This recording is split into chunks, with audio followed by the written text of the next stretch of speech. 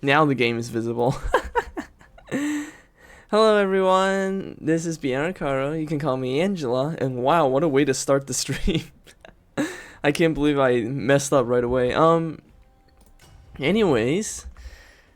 Oh, hi Manager Bunny, thank you for the shrimp and posture redeem.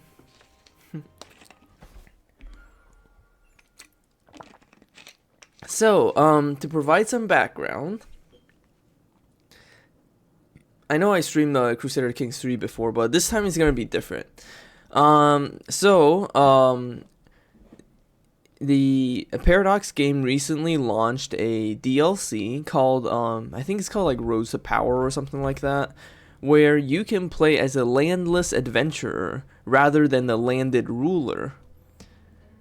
And after some experimenting and messing around with it in my own time, I found that like playing as a landless adventurer is actually a lot of fun. And I ended up conceiving of this idea of doing a landless adventurer run where I play as an adventurer. I play as a Chinese Taoist, and I try to convert as many people to Chinese. Well, maybe not specifically China, because like I can't really convert their culture, but I try to convert as many people to Taoism as I can. That is the idea.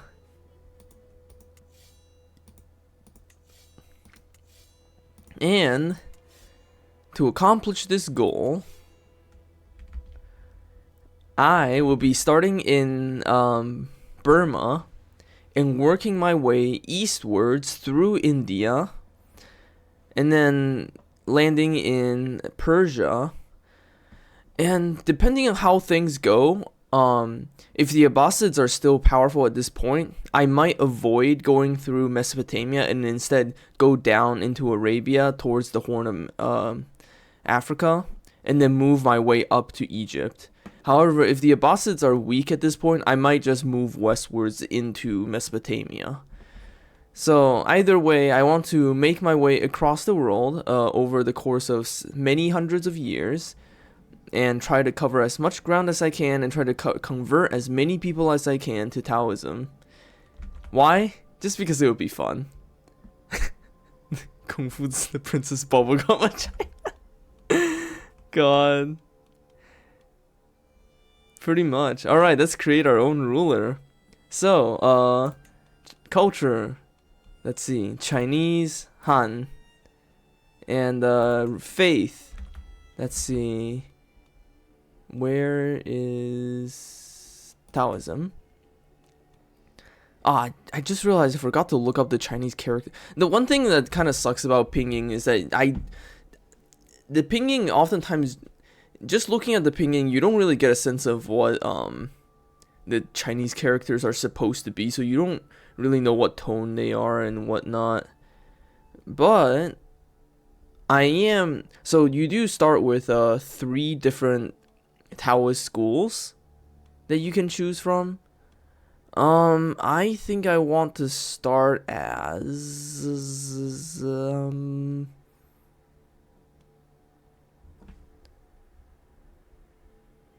maybe this one.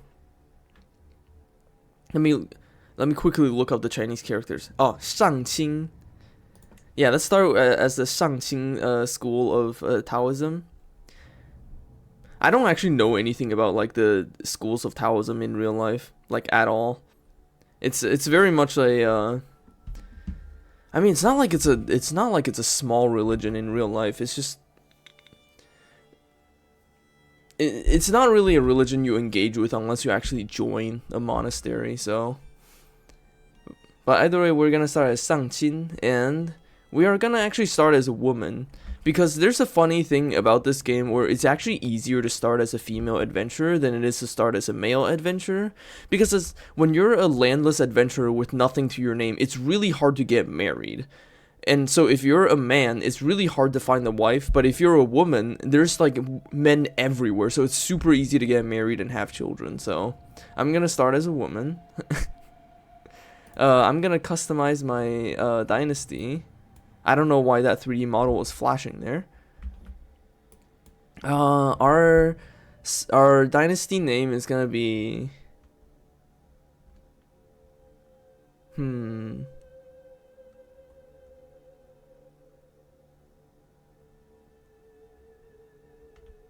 Lao Sun. How do I spell that in Pinyin? Sun. No, that doesn't look right. Oh, I think that's it. Lao Sun. Yeah, I think that's how you spell it in Pinyin. Ah, God, I gotta. Customization is always the hardest part of any fucking game.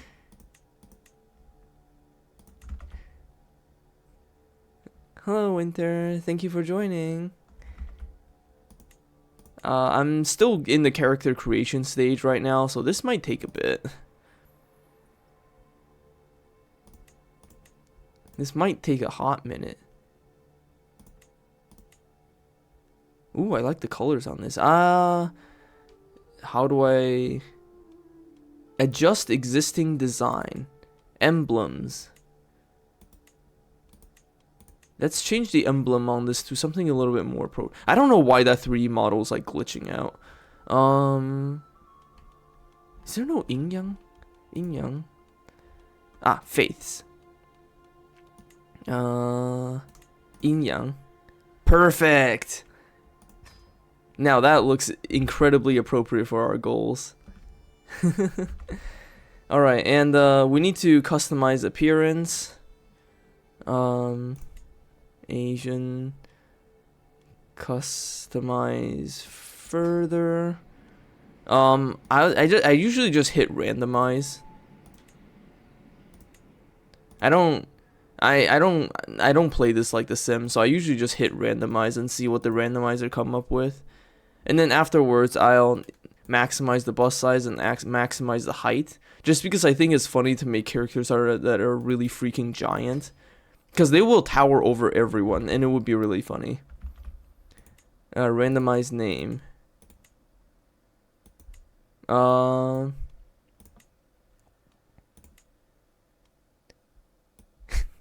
Yin Yin. I'm fine with that name.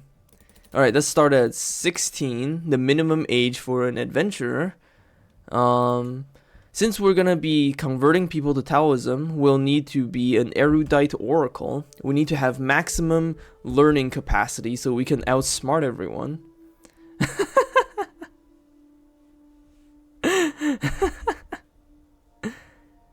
Yeah, I'm too lazy to put much effort into the character customization. Honestly, if we do want to like get down to the nitty gritty of everything, we could spend an entire stream just doing customization. And the thing is, characters in this game age and they grow old and they will eventually die. So nobody stays beautiful forever.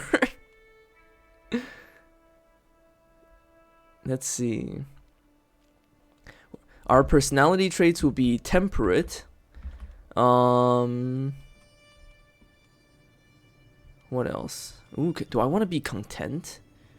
Content does give us more learning. Yeah, let's be content. Let's see. Do I want to be humble? No, I'm gonna be calm. There, our personality traits are temperate, content, and calm. And all 3 of these traits are considered virtues, which means we'll get a lot of piety very fast.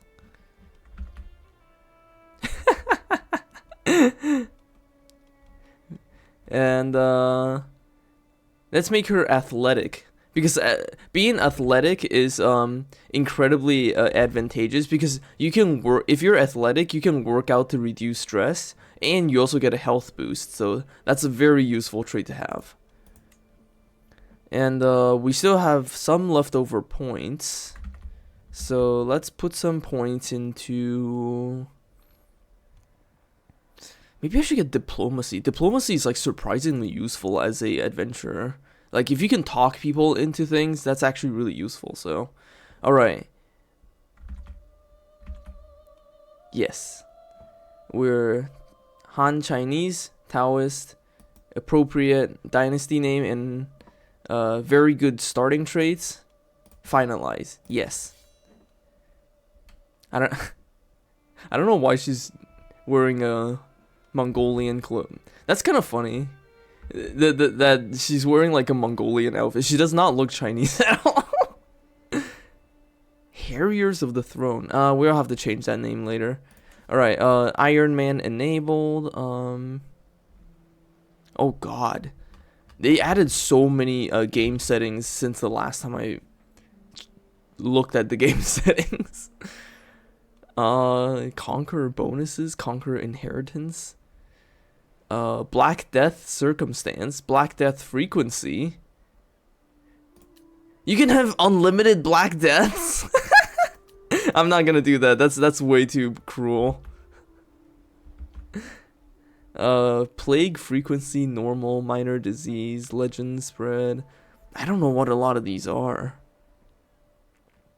Name of Byzantium, Byzantine Empire, Eastern Roman Empire, Roman Empire, Empire of Romania, Empire of the Greeks, Basilia ton Roma, Unholy Roman Empire. Okay, so fun fact about this option right here, name of Byzantium. The reason why they added this here is because a lot of nerds were very angry about the fact that it's called the Byzantine Empire in this game, because historically it's known as the Eastern Roman Empire. So there was a lot of mods on the Steam Workshop that just changes the name to Eastern Roman Empire or the Roman Empire. So eventually, I guess the Paradox Games just realized, you know what, we can just make this an option in the game so players don't have to use mods for that. Realm stability, lesser stability, extreme stability. Ooh, I can make realms very I'm just gonna play on default.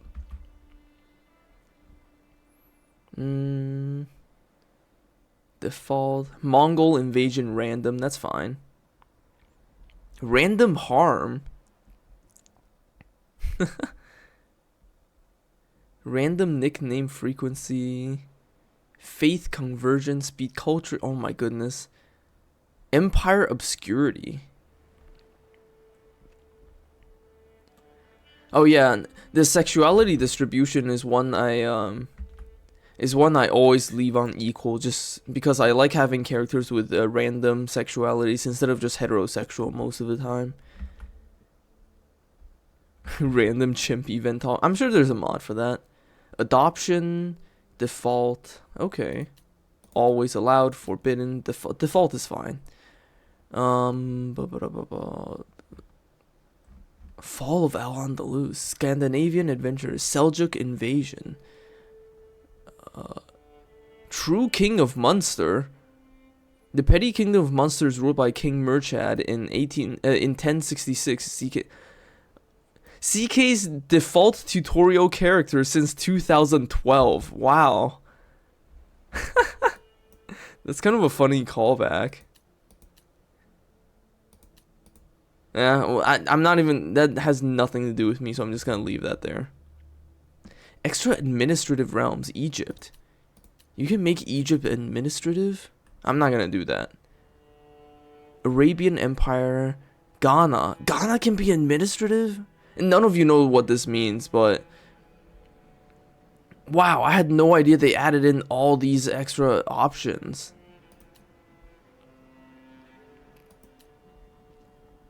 Holy crap.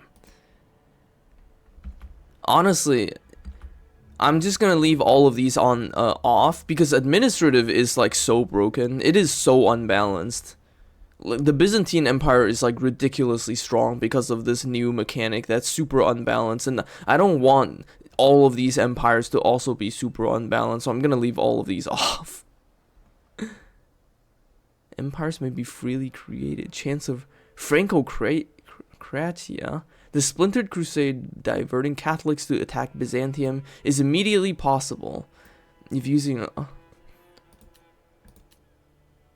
Fourth Crusade. High. Any Catholic crusade. Oh, okay. So this option decides whether or not Catholic crusades can target the Byzantine Empire like they did historically. I actually kind of want the Byzantine Empire to fall in this run because the Byzantine Empire is very hard to convert. So if I make the Byzantine Empire fall apart very quickly, it'll be easier for our Taoism to reach them. So we're going to set the chance of this happening to be high. So any Catholic crusade can end up targeting Byzantium. Okay, this is good. We just went through so many options before we even started the game. Okay, it's time to actually start the game. Alright, let's begin our adventure. The roads we walk. The path ahead stretches on and on, a lonely winding thread twinning towards a distant horizon. My camp is quiet. Just a few scattered tents and pack animals yawning in the breeze. Strangers and hangers-on rise with the day, preparing for their morning chores with reluctance. Most are the miscellaneous chaff that flit in and out of a group on the road with each new settlement. Few faces catch my eye, as ones I recognize at least more than passing. Let's make some friends with some intellectuals, because we're gonna be spreading a religion, so we're gonna need intellectuals in our camp. And we also need to get married right away so we can have children. Oh, they're Buddhist. And that's fine. So the fun thing about playing as in an Eastern religion is that since we're not exactly like super religious, like we don't actually view other faiths as being all that different from ours. As a Taoist, we don't view Buddhists with all that much hostility. We only consider them astray. Like, it's not like, for example, with a completely different religion, like Islam or Christianity, we only consider them hostile because, however, on the other hand, they will consider us evil instead, which means Christians and Muslims have less tolerance for Taoists and Buddhists than we have towards them. That's essentially what that mechanic means. Well, let's get married right away. To this guy. Alright, you're my husband now. What's his face? Master Zayar of the Harriers of the Throne. Oh yeah, he's Burmese because he's a local. We're not local, we're a foreigner here. Alright, I also want to change our title name. Harriers of the Throne doesn't really fit our name, so we're gonna be... Oh yeah, in this game, 16 is the age of adulthood, so... Okay, so our adventure band is gonna be students of Lao Tzu. Dude.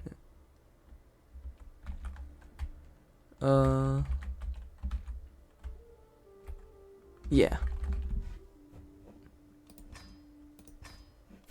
Yeah, that's who we are. We're the students of Lao Tzu. Here's like... Yeah, no, it's kind of funny, but like, when you're the ruler, you can... And there's someone in your court, you can just decide to marry them, and they don't really have a say in that. Just because they don't have any power. Anyway, so our camp purpose. This is what we'll be using to decide what our adventure band is going to be about. So... right now we're on Wanderers, because this is the default. You can become swords for hire as mercenaries, you can become scholars, you can become explorers, or you can become criminals. We're gonna be scholars, because we want to convert people. Right. So yeah, we're gonna be scholars, we're gonna be converting people. Oh yeah, I forgot. We have equal gender secession laws because as a Taoist, we have where is it? We have equal gender secession laws. We have a lot of things that we consider sins, though, unfortunately. So yes. I forgot that they add the burial thing as a mechanic. But yes, let's see. Alright, first off, we should really choose a lifestyle. And I know we're playing as a scholar, but I actually want to choose the stewardship lifestyle first because um we want to start as a steward. We want to start with the stewardship focus so we can make some money. Right now, where's our camp? Right now, our camp has literally nothing. All we have is our pavilion, and that's it. We don't have a single building, and we don't have any upgrades. We gotta change that. So, in order to change that, we're gonna need money. We're gonna need to have a lot of money, so we need to start out with the stewardship focus, so we can focus on making some money. Once we make some money and get some upgrades, then we'll start converting people.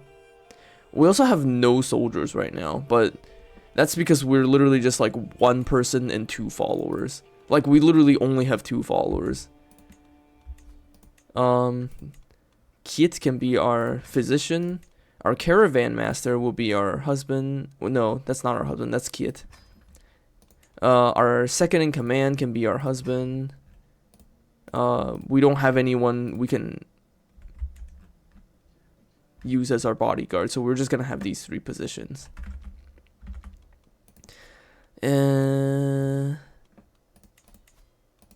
Well,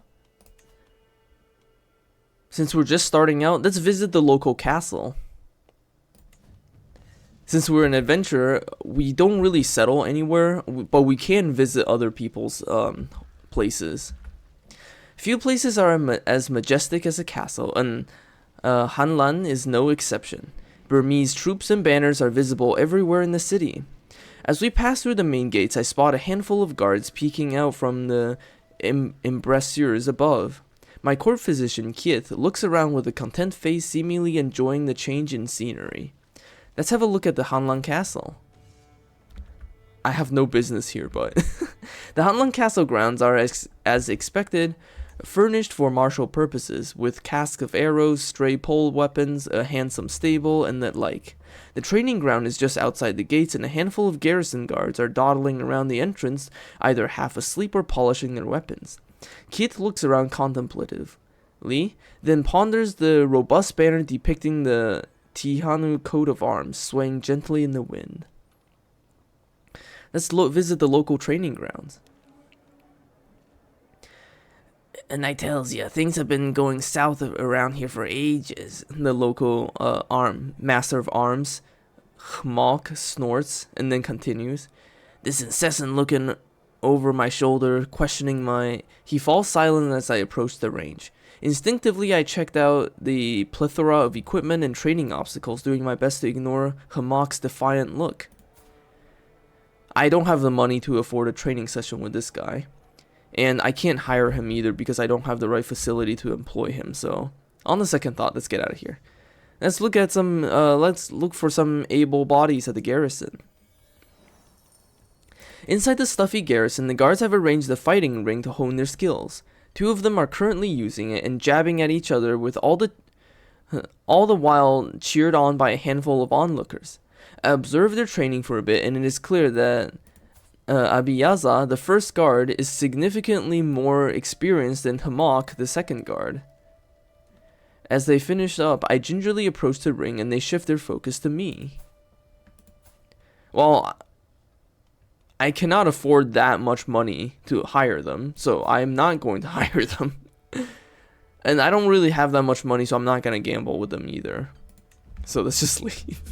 Right now, we're just starting out, so we have no money, so we can't afford to do anything. Let's mingle with the locals at the tavern, though. The tavern, gathering travelers and local Burmese alike, is brimming with activity.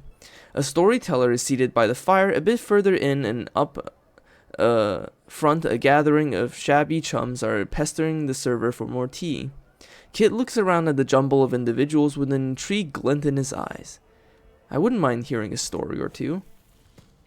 I love the way their character models have to load in.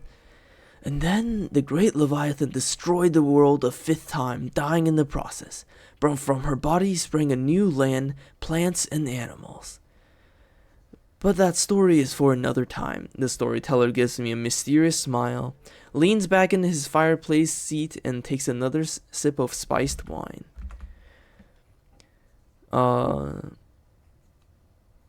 We can pay him to learn how to tell stories.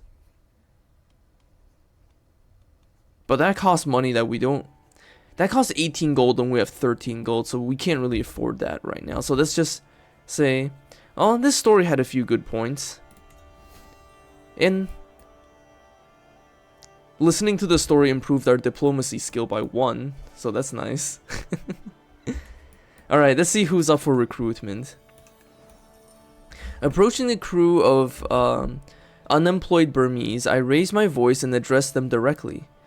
I am looking for some skilled, reliable people to join my camp. Who among you are up for the task? The interested parties introduced themselves as Can the impatient and Theory the timid. As I finish making introductions, a brusque man immediately walks up to me. My name is Narapati. For reasons that are my own, I would like to join your camp. Okay, so we have this guy who is a monk. Oh, he's a Chinese monk. There's this Burmese. She doesn't really have any specialty other than that she's a thinker. Oh, a religious gentlewoman is her personality. And then we have Narapati, who is a soldier. Narapati does not cost any gold to hire, so I think I'll hire this guy. Alright, we're done here. Yes. So, we already the thinker. We're already maxed out on provisions, so we don't need to gather any provisions, but we do need a job.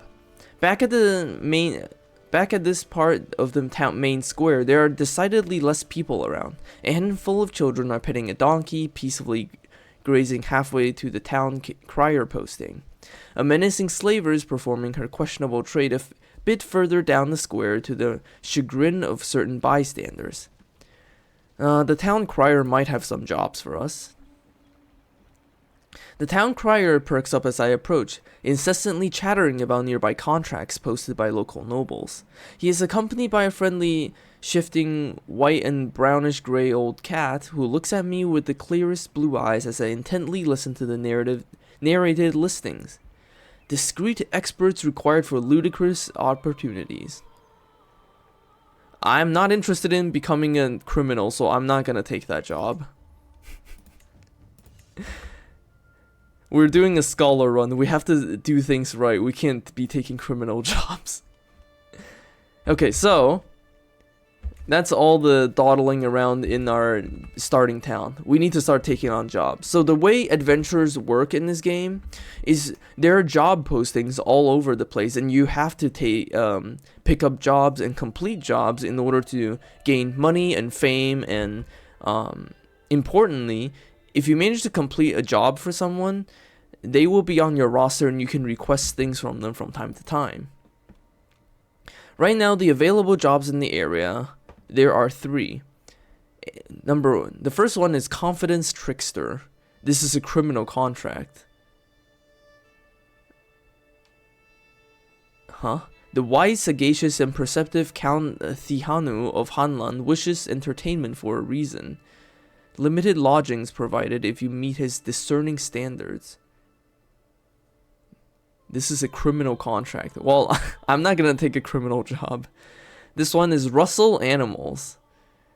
Your account reminds you once more that the theft of livestock will be punished harshly no matter the tally or reasons. You have been warned. Well, I'm not gonna steal people's livestock. I don't want to get arrested right away. Especially not if I want to convert people. If I want to convert people, I need to actually make good relations with them. So the only job we have available right now that is not a criminal job is Settle Boundary Dispute. Experienced arbitrator is sought out by Mayor Nuang Yu to settle boundary disputes. Education in Paganian law would be helpful, but even satisfactory aid shall be paid.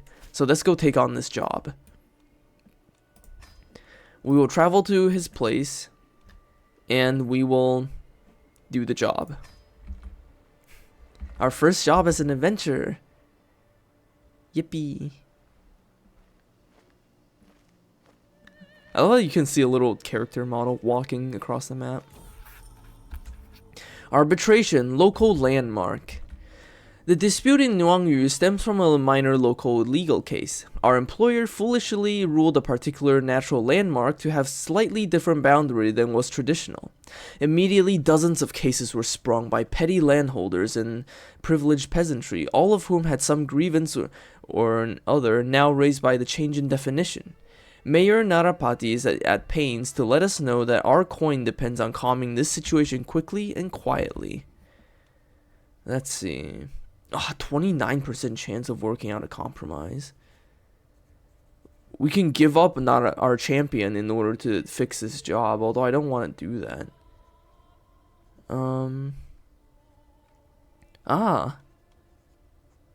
Okay. So because we are a scholar, we have a chance for enlightened debate. If we choose this option, we can complete the job without losing anything, and we can have calmed down this area enough that everyone will be happy with our compromise. There we go. Arbitration success. The good people of Nuangyu may be fervent advocates for themselves, but they have not reckoned with the full academic fury of the students of Lao Tzu. Our discussions take much of the day, something I find exhilarating, but which they seem to shrink from more and more as the hour grows ever later. We come to no real conclusion, really, but eventually the locals simply give up.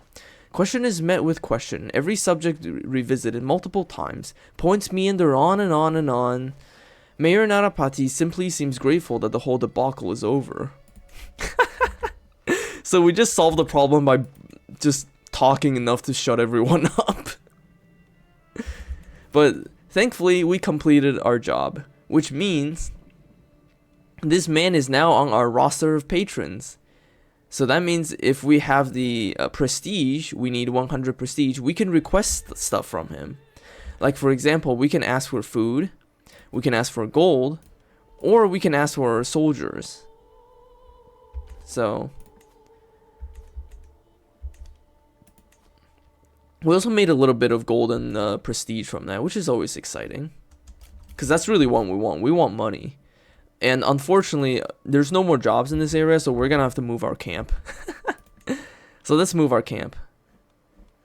We're not ready to go to Bengal yet. Is that Bengal? Yeah, that's Bengal. We're not ready to go there yet. So let's just move along let's go to the city we were just in. It'll cost us a little bit of provisions to go there, but as we continue through Powondong, my eyes catch an elaborately decorated tomb amidst a network of common graves. The tomb appears to be cracked open, and just within its mouth I see the glimmer of some unknown treasure. None but my party seem to be around, and surely whoever once owned the contents of this tomb would not cast judgment on me for taking what would go otherwise unused.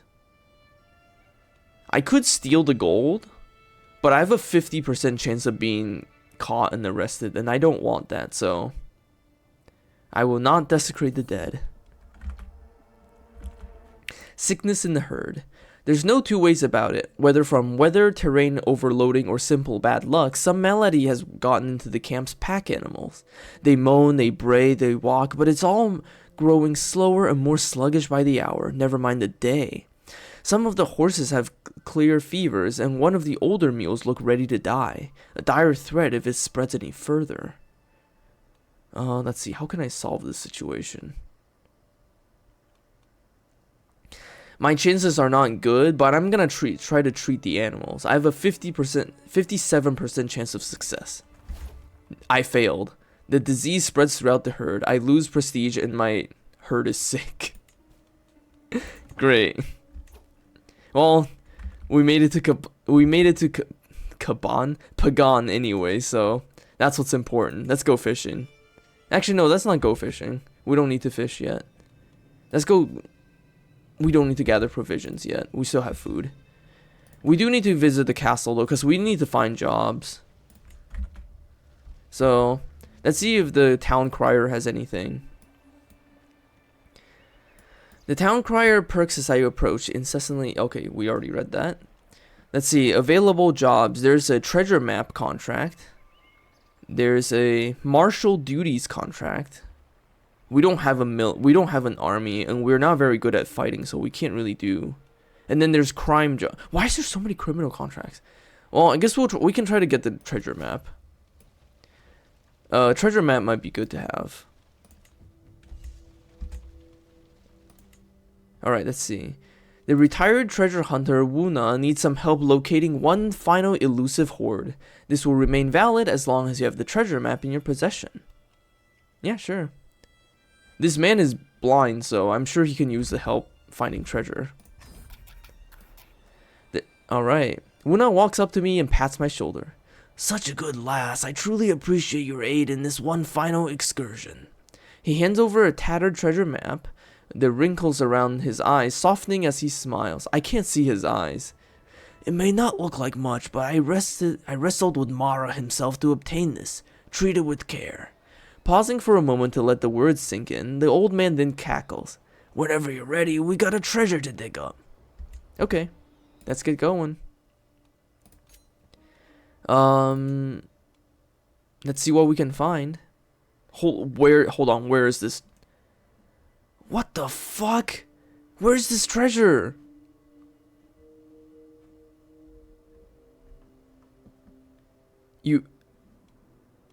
Are you insane?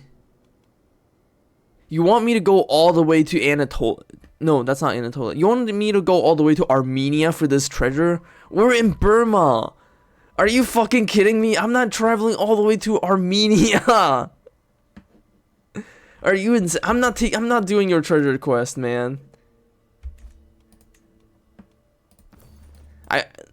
I'm not doing your treasure quest. I'm not traveling all the way to Armenia for this treasure. This is a 1-star contract. There's no way this treasure is that valuable. Fuck you, man. Alright. Looks like we don't have any job here, so let's move. Let's go to the coastline and see what we'll find there.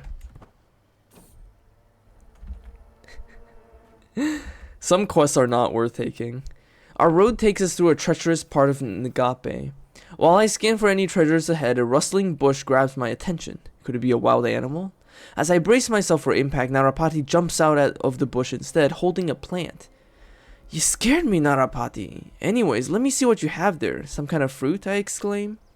Yes, it looks and smells so delicious. I wonder what it tastes like. Maybe I'll just take a little bite.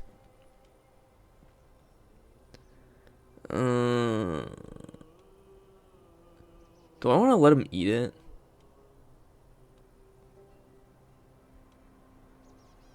How bad is... Okay, so he only gets a small minor health penalty if he gets sick.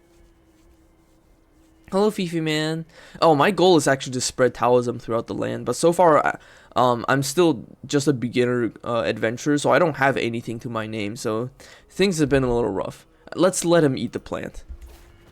Ah, the plant invigorates the body and mind. Narapati gains unknown plant bliss for 5 years. This character ate an unknown plant during travel, which made them feel invigorated in body and mind. Nice. Unfamiliar rations. The culture in Waitali is unfamiliar to me, and some of their customs equally alien. This is proven especially true when Wuna, acting as our cook for the evening, beckons me over to look at the stewing pot. It's a local recipe, he begins. Supposedly authentically Burmese. I was assured so by a passing merchant. I looked at the substance with suspicion. Is that a stewed ferret? With turnips? Well, let's give it a try. Can't be that bad. Never mind, it is that bad, and we got stressed out. If mangoes... God, I wish I could eat a mango and feel great for 5 years. That would be insane. Alright. Let's gather some provisions. We need some food. Stepping outside my camp, I surveyed the surrounding floodplain, seeking any sign of game or fodder. While there are plenty of mushrooms, roots, and berries to be found around the Waitali, this is no hunter's paradise. There's nary a hair to be seen. Oh god, our chances of finding food is really low. Oh, we only have a 3% chance of getting ill though, so let's just try to find something to eat. Okay, we found some provisions. That's good. All right. Is there any jobs at this area? Never mind, we can't take a look at jobs. Is there anyone to hire here? We have Tin Kale, a wise man, Ying Minbu, a hideous witch? Oh my god. Her personality, she's compassionate, lazy, and arbitrary. She's a gray eminence. She's a seductress, but she's also a hideous witch. Oh my god, that is such a funny combination of traits. A seductress who's also a hideous witch. Alright, who is this? So Min, a robust warrior woman who's lazy and wrathful. Well, I can't afford to hire any of them, so let's just listen to a story.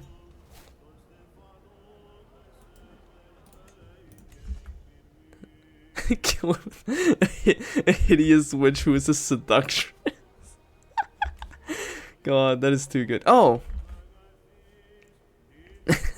Oh, there's a job here we can do. Hello, Vivalicious. There's a collect taxes job. Let's go collect some taxes. Count Tumondari's representatives is swift and to the point. The city of Miede has, it seems, failed to pay an extra tax imposed by the good count. Their residents have resisted further demands but not quite marched into open revolt just yet. Thumandori wants his due, but is cautious of the potential cost of an outright rebellion. A neutral third party's convenient fiction for browbeating the recalcitrant settlement's leader won Mayor Zeya into submission. All that awaits is the journey. Well, a small group travels faster. Burn the witch. I'm pretty sure, like, in Theravada Buddhism, let's see, is witchcraft banned? Oh, witchcraft is only shunned. Which mean, so, shunned basically means that, in Theravada Buddhism, a witch is considered taboo, but not actually a criminal. If the witch is a criminal, then she can in fact be imprisoned and executed. Recalcitrant.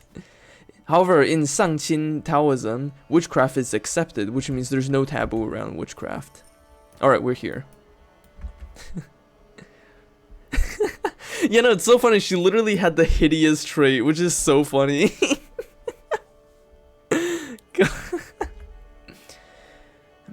Mistress Yan, welcome, cries Mayor Zeya as my party and I entered the city.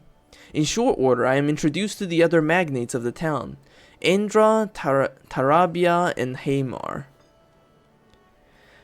We are sure that you will agree with us when we say that we simply could not, nay, would not hide anything from Count Thumandari, rambled Zeya. If the obvious shaking in his voice wasn't a giveaway, the sweat pouring off of him would be. Alright, Zeya. Let's inspect your property.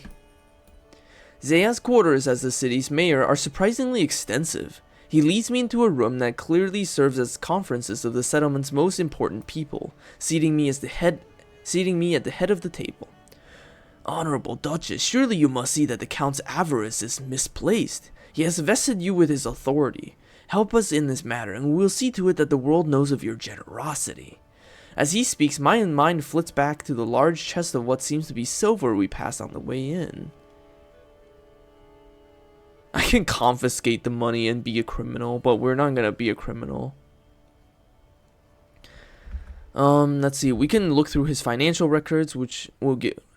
We have a 50% chance of getting one piece of evidence, or we can look for telltale signs of misdeeds, which we have a 60% chance of getting evidence. So let's do that. I lead the conversation down all the usual avenues, making sure to leave enough pauses and trailing trains of thought to give Mayor Zeya plenty to slip up on. Despite our best efforts, he seems utterly beyond reproach, an attitude that he is entirely too smug about.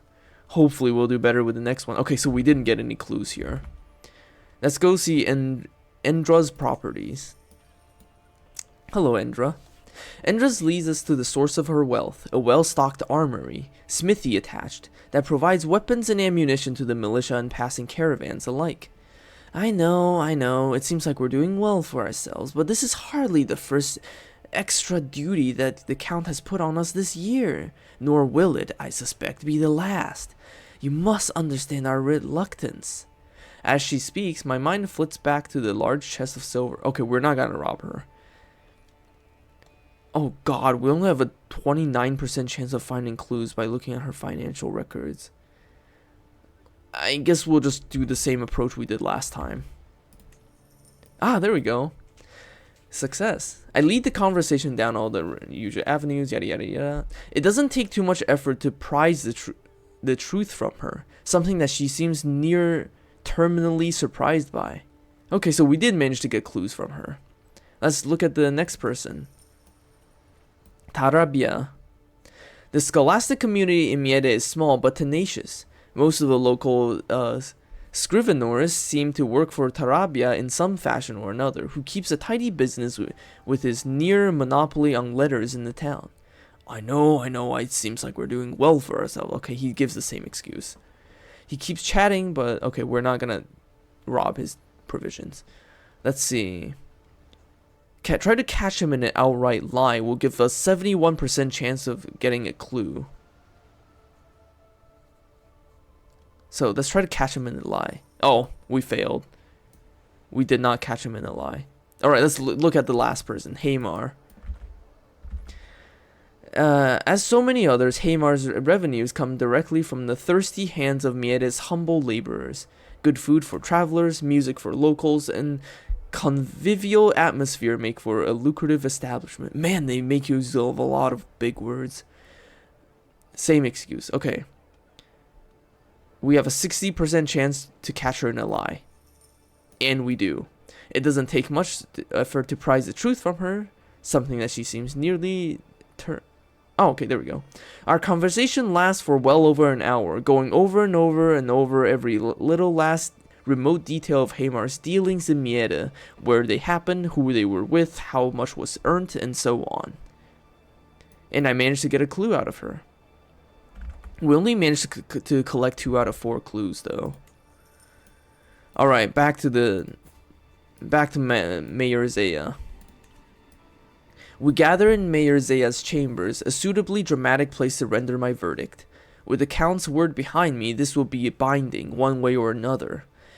Endra, Tarabya, and Hamar all await the pronouncement on their fate with bated breath, while Zaya seems nervous for the first time since my arrival. My gut tells me that they could pay, they simply don't want to, and my investigations have largely borne that out.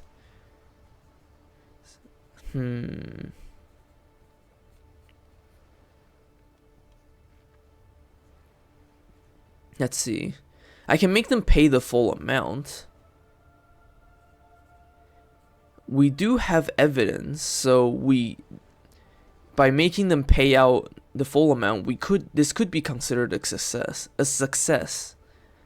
I don't think we have any chance of failure because we did gather 2 out of 4 evidence. But there is a chance that we only get a partial success, in which we would lose out, actually. We can also make them pay in half, which would be a decent success without any potential drawbacks. Since we only managed to get 2 pieces of evidence, I think I'm gonna go with the compromise. I think that's a safe route to go in this situation. So let's go with the compromise. The locals are not entirely happy with my decision. That's clear enough from their sudden mutterings, yet I doubt that Count Dumondori is likely to be overjoyed either. Still, compromises often involve leaving someone, sometimes everyone, unhappy, and Mayor Zaya and his cronies know that this is the best resolution they're likely to get. I suppose that's it, then. Thank you for your time, Mistress Yanyan, grumbles Zaya. His hand reaches out to grasp mine. Okay. Thank you. Bye-bye. Oh, cool. The mayor takes it well, so now he's on my roll of patrons. Cool. If I had failed that, he would not be on my roll of patrons. But we did it. Sometimes I think that there's no one I would rather spend my time with than my husband Zayar. Of all the things to do in this life, we enjoy so many of the same ones. Life can be shared in so many ways. I'm glad we're bonding. Oh, hi. Events. That's a lot of events. The campfire cackles, illuminating a figure entering our circle. He moves with vigor despite the lateness of the hour, hand wrapped around the walking stick. Those standing guard are already intercepting, but I wave them away. Do you have a place for a man of Siddhartha? He smiles at me hopefully, dirty clothes rustling in the stiff breeze. A wandering Daoshi. Well, actually he's Buddhist, so I'm pretty sure he's just a... Yeah, he's just a monk. But not... A Daoshi maybe, but not a Daoshi of the Sangqin faith. That much I can tell. A few of my fellow believers shuffle their feet uncomfortably as they make the same realization. I'm fine with a Buddhist. Never mind. I'm stressed. Is he at least joining me? Did he join my camp? He did not join my camp. Never mind. That's too bad. Oh, Daoshi just means like a Taoist, like a Taoist, like would you call them priest? I guess you can call them priest. He looks so miserable. He does look miserable.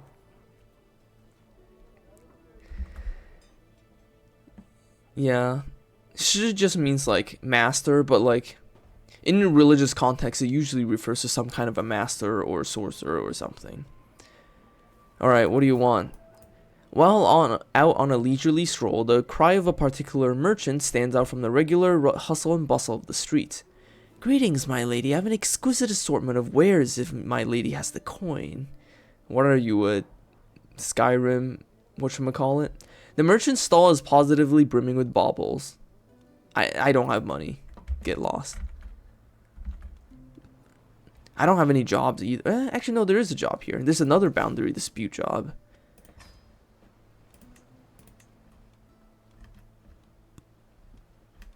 Huh. You can purchase gear. Alright, arbitration time. Khajiit has... Oh yeah, that's what they're called. They're called Khajiits. I've never played Skyrim, so...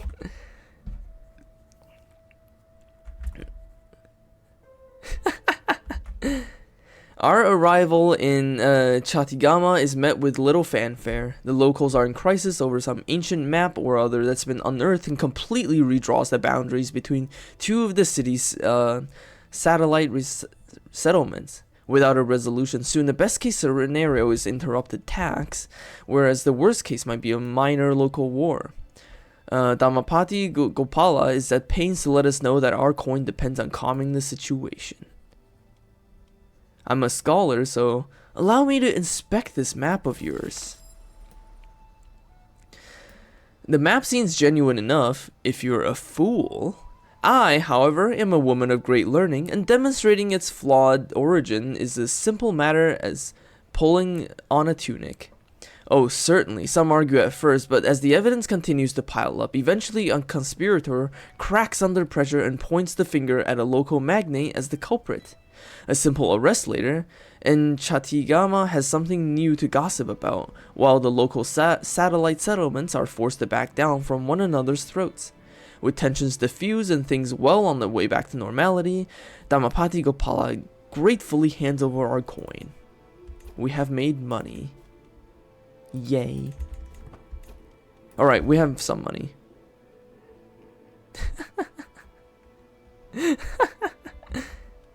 Alright, we have some money. We can build some stuff. Let's build a barber's tent. Because for some reason, a barber's tent gives you money. The barber's tent is the only building you can build as an adventurer that will give you a passive income, and I don't know why. But importantly, a barber's tent will also give you major resistance to plagues, disease resistance, reduced fatalities, and also reducing plague danger. So let's build a barber's tent. We need that money. I sit by my pavilion, letting the sounds and smells of the camp wash over me. It's different from the life within the safe walls of a palace. So very different. The freedom is easy to enjoy, no obligations, no conciliars yapping, no dignitaries to entertain, none of the downsides of the trappings of power. Yet these freedoms are dearly purchased. The constant scraping for survival wears thin. Increasingly, every night I yearn for a proper bed. Yeah, that's true. If people want a haircut, they gotta pay. Alright. I don't have any plans to become a conqueror. So I'm gonna go with, I enjoy this life. I like being a traveler. I wanna be a wanderer. Also, now that we have prestige, we can finally request goods from our patrons. Let's see, who can pay me the most coins? Actually, hold on. Can we have an army? We can't have an army. Oh, I don't want an army right now, though, so I'll just see who can give me the most coins. If I ask for an army, they'll probably give me elephants, and I can't afford to upkeep elephants right now. You can give me 14 coins. You can give me 10 coins. That's kind of pathetic, man. However, if we make this guy pay us in coin, we will use our weak hook. And I want to save that hook for later. So I'm going to make this guy give us 10 coins instead. Thank you for the coin. Can I afford to create a 诸葛奴? I cannot afford a 诸葛奴. I would love to have some archers though.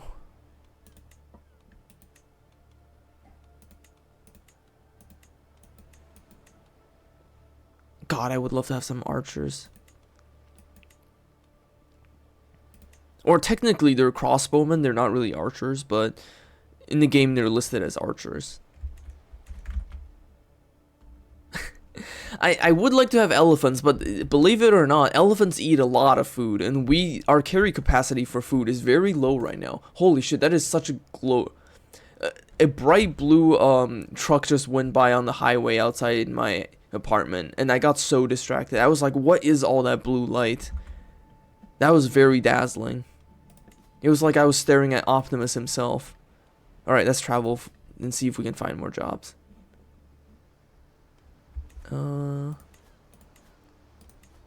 Let's go... Can we go here? Maybe there would be some jobs here. Oh, hold on, I forgot. There's actually landmarks you can visit in order to gain some experience. Like Dagon has a pagoda we can visit. So before we reach our destination, why don't we visit that pagoda for a little bit? Yeah. That's travel. Comfort and moth. Okay, we visited the pagoda. We got some experience. Yippee. Kit is in charge of our food supplies and sheepishly revealed our provisions are now all but useless, having been poorly stored. Patches of mold cover the bread and produce, and we have quickly used up our remaining dried food. The party grows hungry as dusk begins to fall. Nature will provide for us. We are smart enough that we have a 94% chance of finding good food out in the wild. And we do.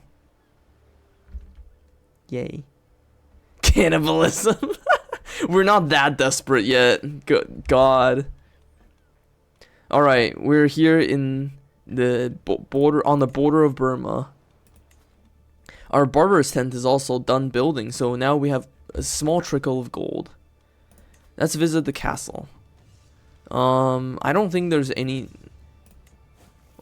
Oh, I guess it never hurts to listen. You know what? Alright, this guy. And the Soma was given to the gods, but 4 drops were spilled unto the earth itself, and from these drops sprung the holy cities. But that story's for another time. The storyteller gives me a mysterious smile. Saduka, how do you tell stories so well? Teach me. I want to learn how to tell stories too. Alright, let's see who we can recruit.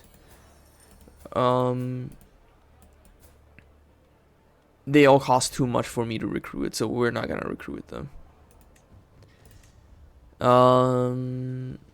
Let's see if there's only. Why is there only ever criminal jobs? Well, let's go check out the supply stalls. Oh, thank you for the Schlurp Imposter Redeem Manager Bunny. I forgot, playing Crusader Kings 3 and actually caring about the story means doing a lot of reading.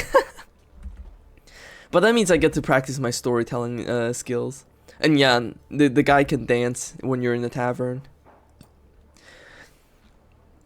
From taro to fabrics, firewood to sewing threads, supply merchant Kian has it all. The stall is filled to the brim with whatever one might need for a night in the wilds. I move a bit closer to draw his attention, and he lights up as he looks at me with a friendly smile. Rough world out there, ain't it? Oh, he's British? What can I get ya? Narapati cracks his knuckles and looks up at me, discreetly nodding in the direction of the supplies, mumbling, care to make a distraction? I can't afford to buy anything. I can lie to him to get food from him, or I can steal food from him.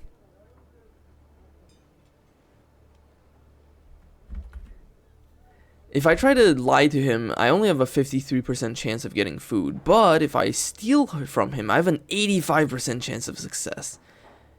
There's only a 15% chance that the guards are summoned, so let's try to steal. We have stolen a bunch of supplies. Hell yeah. Theft. Alright, let's look at the jobs we have here. We can create a work of learning, we can escort an emissary, and we can settle boundary dispute. The boundary dispute one is super easy, so let's go with that one right away.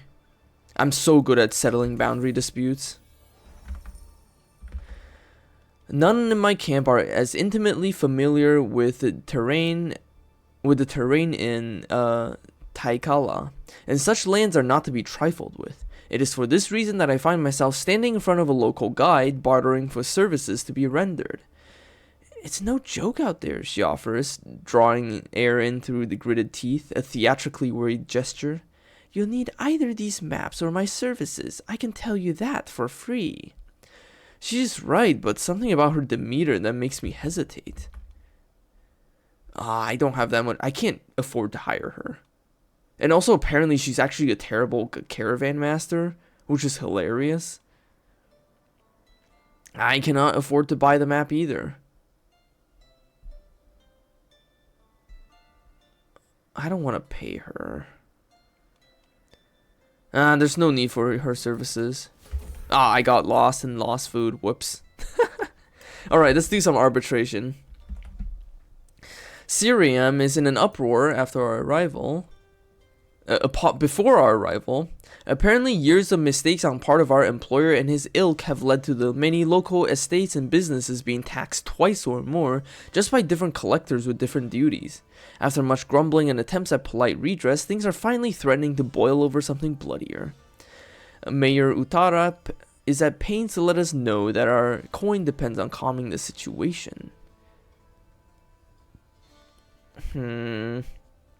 We don't have any skills for solving this, but we can do anything as long as we get stressed out enough.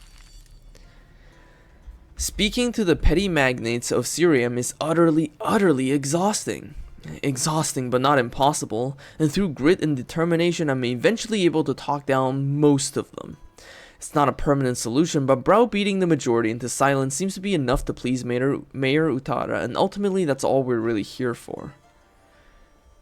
But we did get pretty stressed out in the process. We're almost at stress level 1, so... Can we go fishing right now? No, I'm traveling. I can't fish while traveling. Okay, let's go fishing now. Xbox.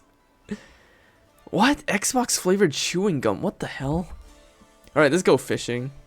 As I'm making my way down to the bank of water, the scent of salt and fish fills my nose. A couple of people are finishing up, leaving the entire shoreline for me to use. A day like this doesn't come every day, and I should make the most of it.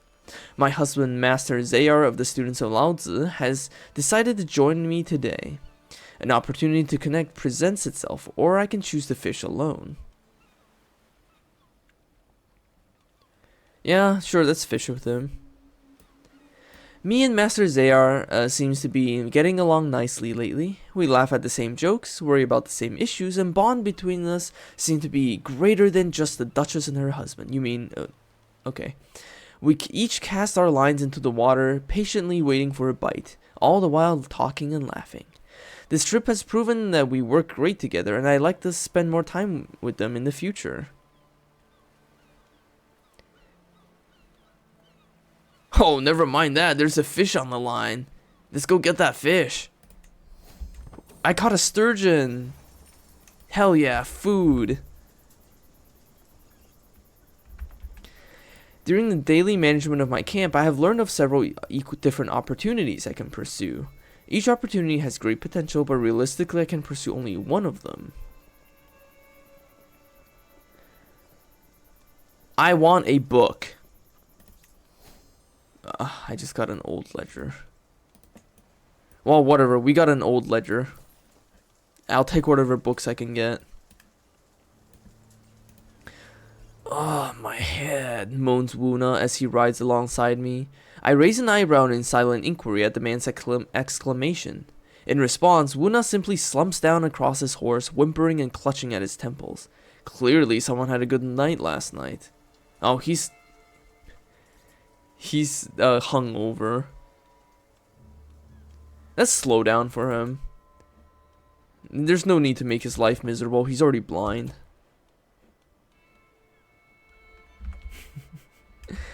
Alright. Oh, I can request something. We can ask for gold. He would not accept. We can ask for gold. Yeah, let's ask for some gold. Gold. Do we have enough gold to get upgrades?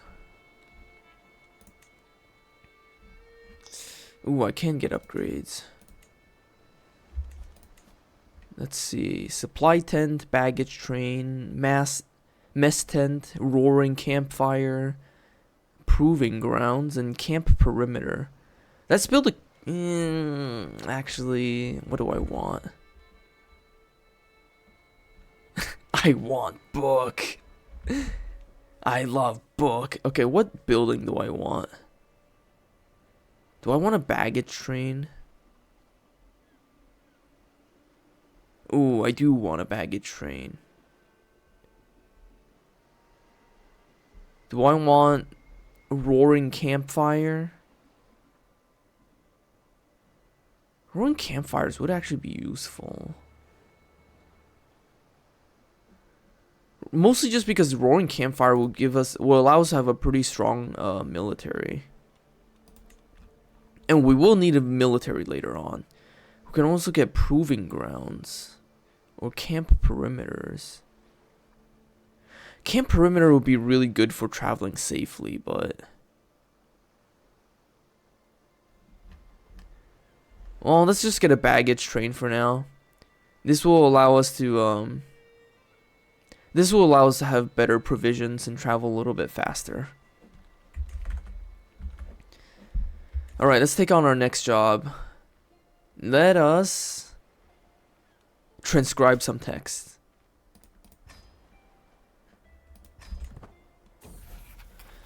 Alright.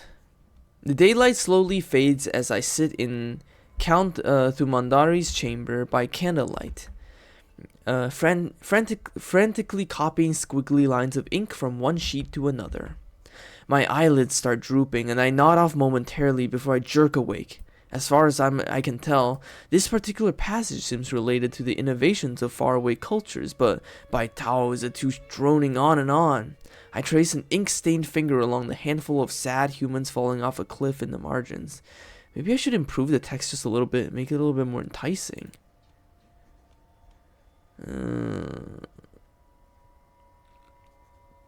If I embellish it, I have a 50% chance of immediately succeeding.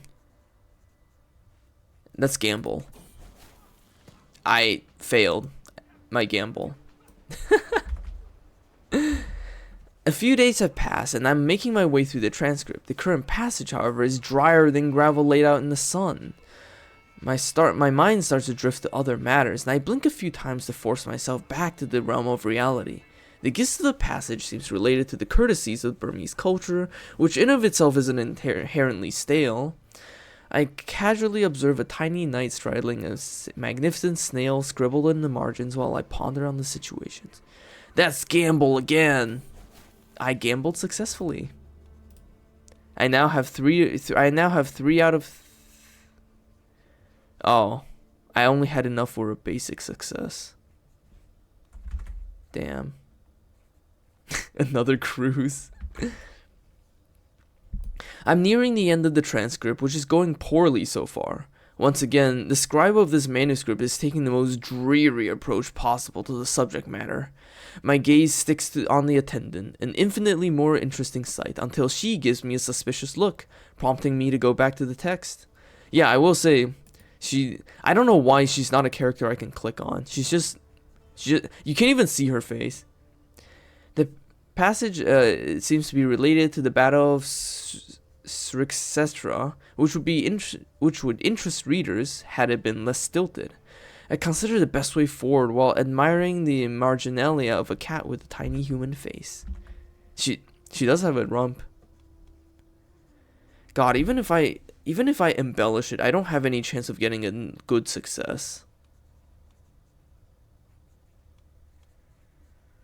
So let's just stick to the script.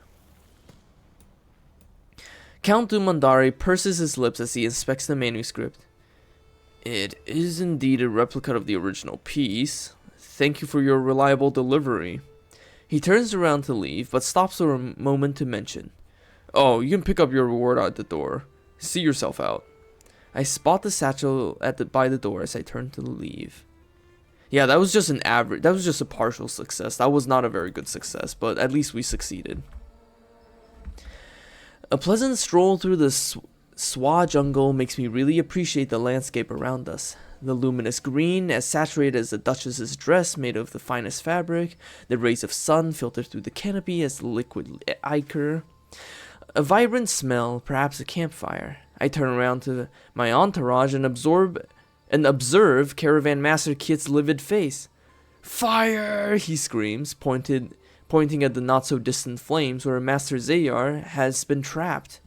Oh shit, my husband has been trapped by the fire.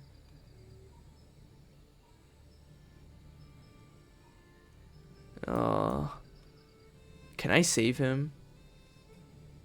I'm very bad at saving him. I think that out of everyone, Narapati has the best chance at saving our husband, so... Hey, go do that. Narapati manages to rescue Zayar with great difficulty. Narapati is now injured. But we do owe him for saving our husband, though. Got the 5-star, not the 6-star. Alright, next job. Let's go create a work of learning. Because I'm a scholar, and I learn. Let's see. I stroll through the market of this strange land. Vendors beckon in an alien tongue, and I'm lost in a sea of foreign scents. But strangely, this all feel like home. The rising heat lends a peacock's opalescent shimmer to all around, the men and women bustling beneath the towering pagodas. The aroma of tea leaves permeate and washes through these streets, mixing with freshly sown teak to provide a heady cocktail. The sun is high above this valley carved by the mighty Irrawaddy, and the hundred cultures that live in it welcome me as a long-lost sister. A woman strolled through Thaton, but is she still Yen Yen? Can a woman not be both Han and Mon? This is fine. Oh god, another danger event. Traveling through the sometimes harsh environment has invigorating effects on at least my state of mind and vigor. As I glance over at Narapati, however, he does not appear to be doing quite as well. His movements is labored, his breathing is heavy, and spontaneous bursts of coughing ripple through his body. Clearly he is not well. I'm gonna try to cure him. Cool, I cured him. You're cured, buddy. That was easy. I just cured him. It's just that easy. Also, I just realized I should be trying to learn the local language. I have not been doing that. Hey, can I learn your language? Let's try to learn Burmese. Ancient Chinese wisdom. Man who run behind car exhausted. Man who run in front of car tired.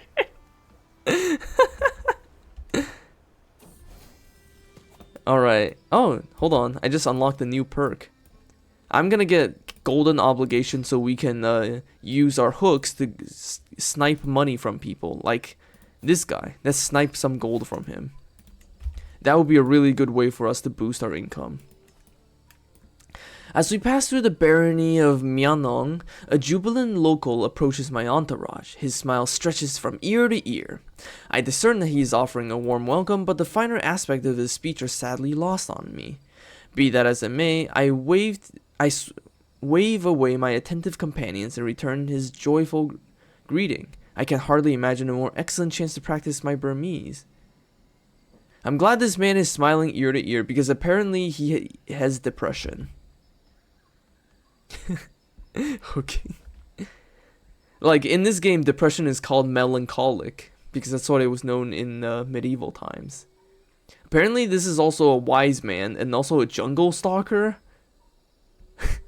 He has such an interesting combination of traits. He's very clearly a warrior priest right here. Let's see. You know what? You know what, buddy? Join me. Join my entourage. I want you to be in my party, you depressed man. You can be our... Oh. You can be our head porter even if you suck at it.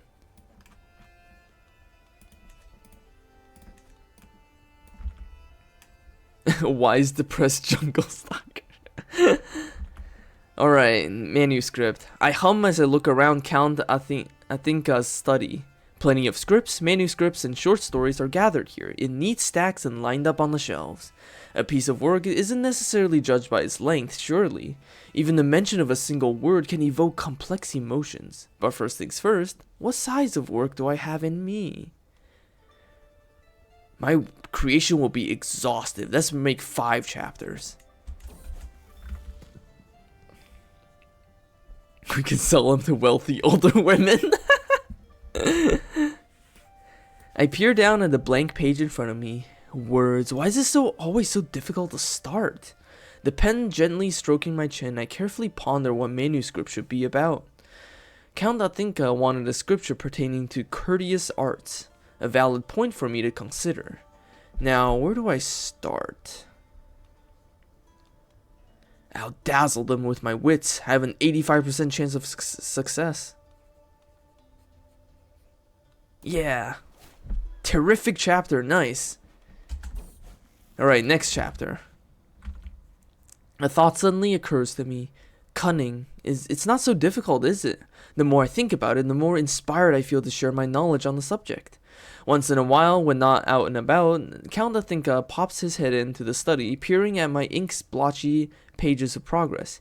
He hums and then leaves, seemingly busy with more important matters. The thought is lingering in my mind. I turn I turn my attention back to the page. Is the educational art still pertinent to write about? Let's see.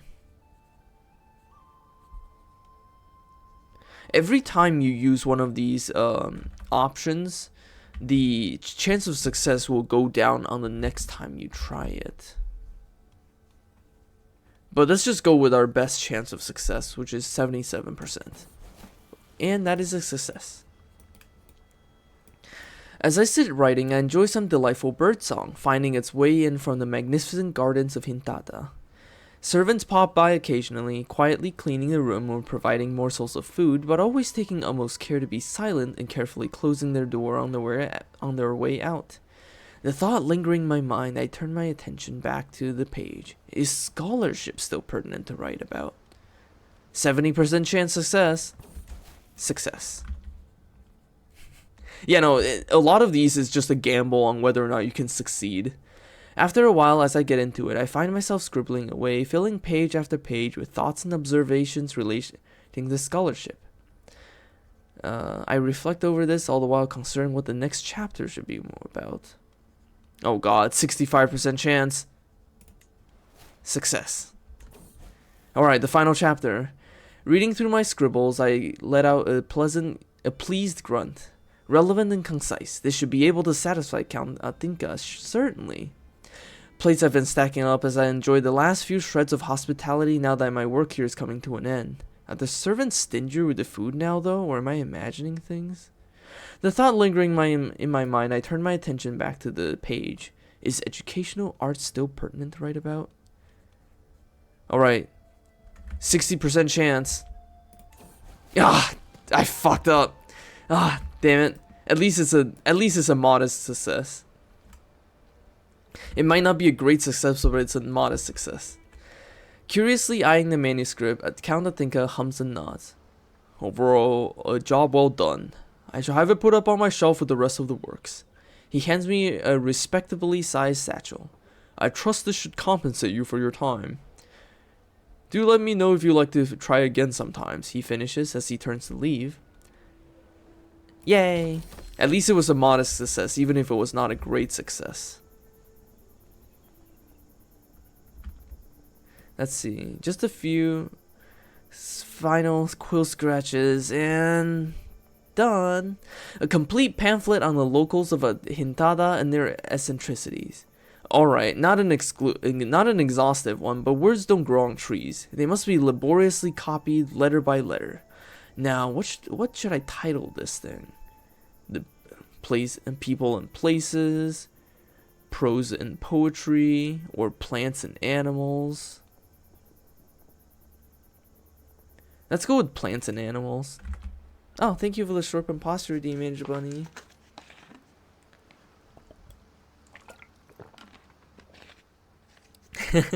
One thing I like to do when I drink water is I like to fill up my cheeks with water, letting them bulge out like a frog, and then swallow it all in one go. Alright, let's ask Mayor Zaya for some food. No, actually no, let's ask Count Atinka for some food. Give me food, buddy.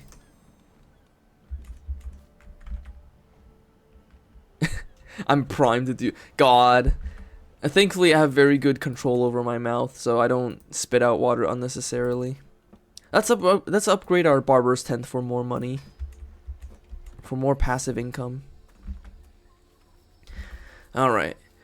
The procession has ground to a halt, a stone throws away from Swa. I look over to see my follower Uzana dismounted and intently staring at something on the ground. The other entourage members have gathered around him. Let's see, what's his face? Uzana looks up as I approach. My lady, there's an ant path here. I may be a tad superstitious, but you should never cross an ant path. He pauses. My great-grandfather did, and he never returned home.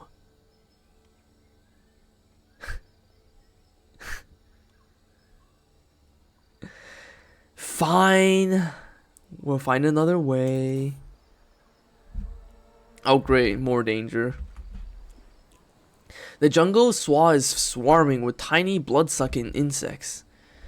No matter what we do or where we go, they are there, leeching our blood like a torturous cloud sent by the disharmony itself. Not only are the horses getting flighty and temperamental, but my entourages as well, especially my court physician Kit, who's furiously flailing his sanguine-covered arms. Push through, they're mere insects. Ah, we're drained by mosquitoes. Our health took a slight decline and we're stressed out by mosquitoes. Alright.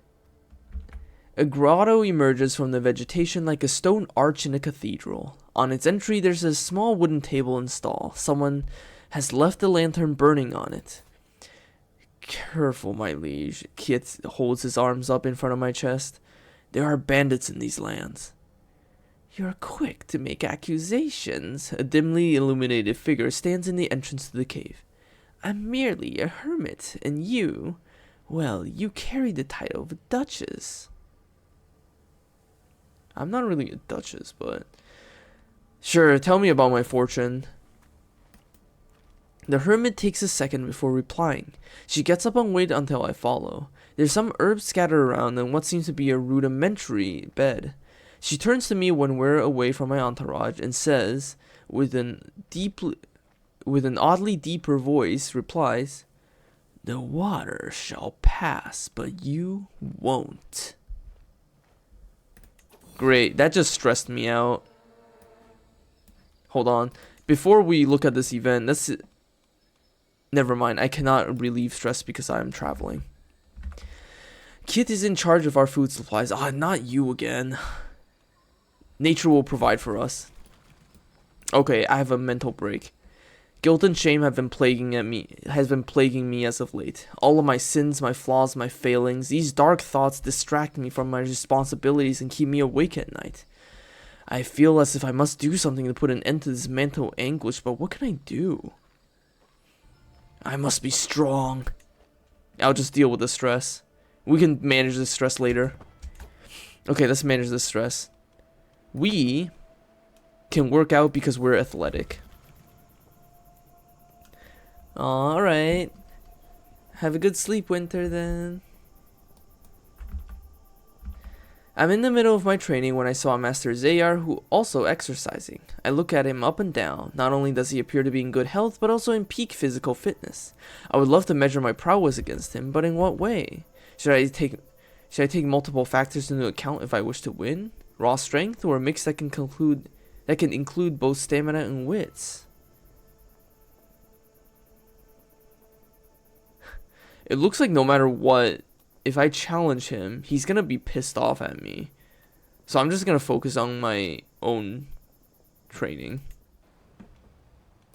I can also meditate in seclusion. What does meditating do?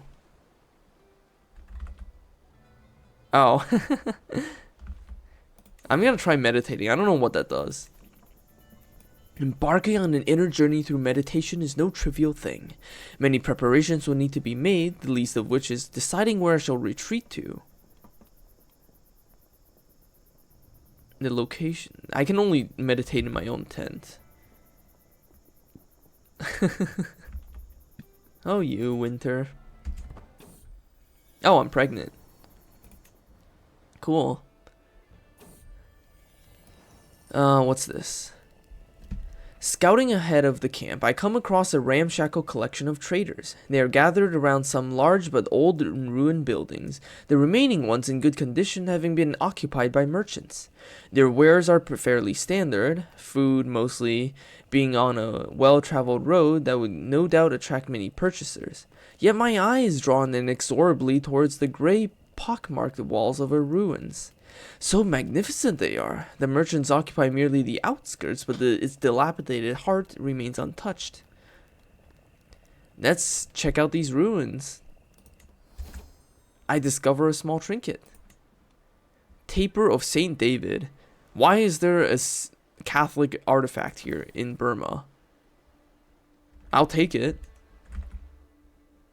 Congrats on the pregnancy. Alright, meditation. Retreating to the privacy of my chambers, I began an extended period of fasting and meditation. Unburdened by the trite concerns of everyday camp life, I soon found myself spending more time just enjoying simple pleasures in life. I'm glad I took the time to do this.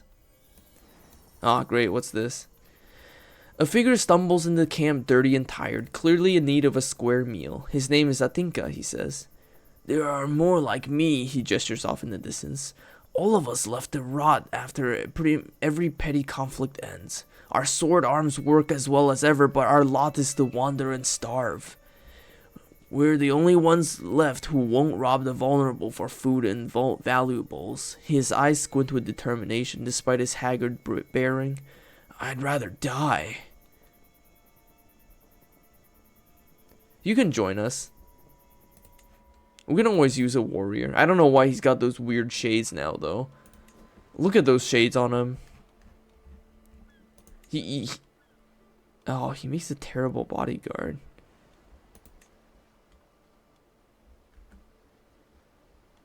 What does a stooge do?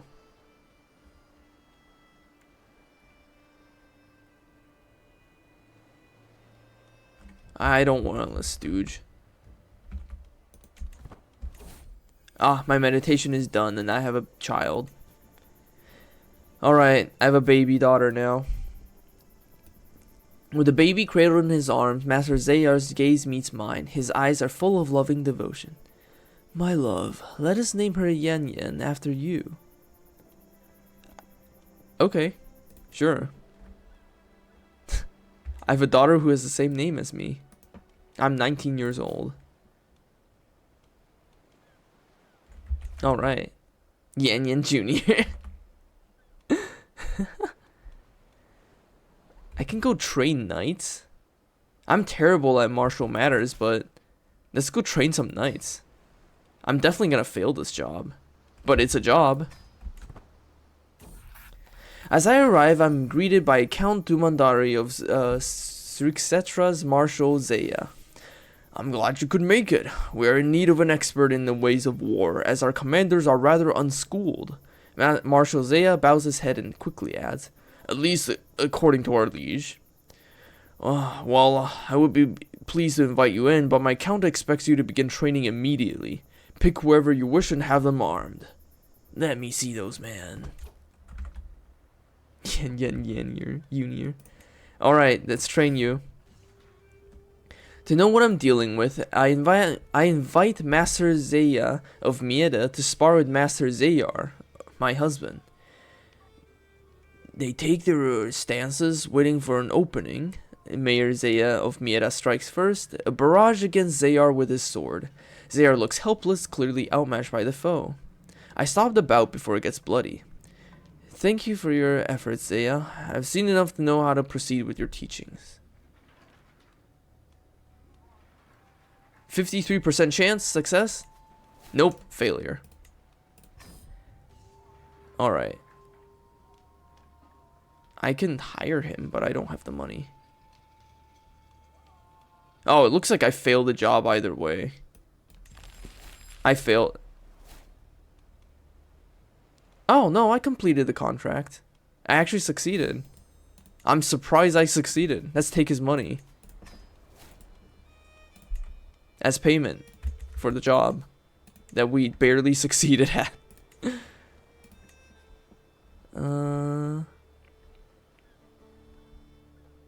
Oh yeah, if I build a kennel, I can adopt dogs. Ooh, I can also have a portable shrine though. I don't really need that right now though. Oh god, there's so many things I want to build that I don't have money for. Hostile following. Huh. My husband's beefing with my bodyguard apparently. Maybe he's feeling cucked. Alright. Let's look at what other jobs we can take. We can perform in a play. Let's try that. The bodyguard that saved... Yeah, no, the bodyguard that saved his life. There, and the two of them are beefing. Good God. Alright. Let's go perform in a play.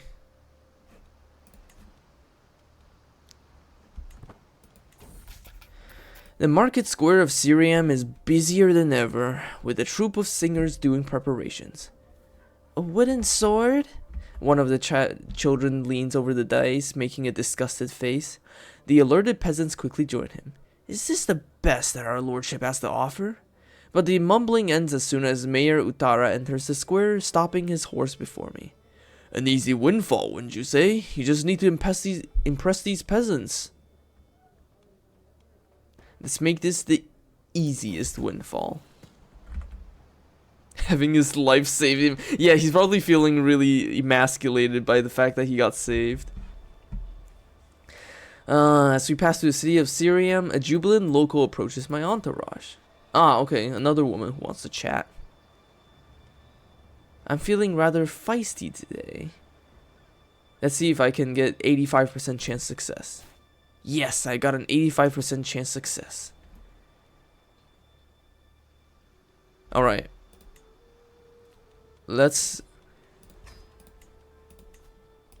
We need to, in order to perform this play, we need to make sure we have enough people to do the job so we can maximize our chances of success, which is currently, our maximum success chance is 84%. Let's go.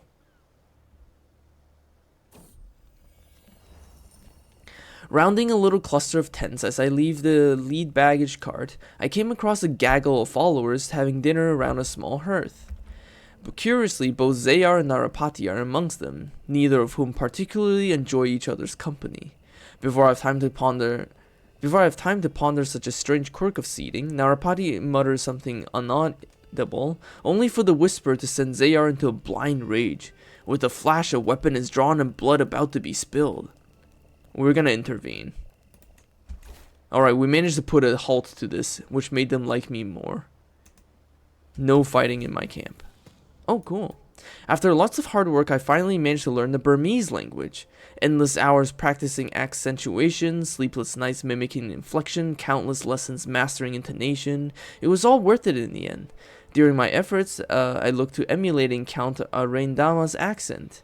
I'm sure that he would be impressed with my results. And of course, Hmong peasants now respect me a great deal more. I feel accomplished. I have learned the Burmese language.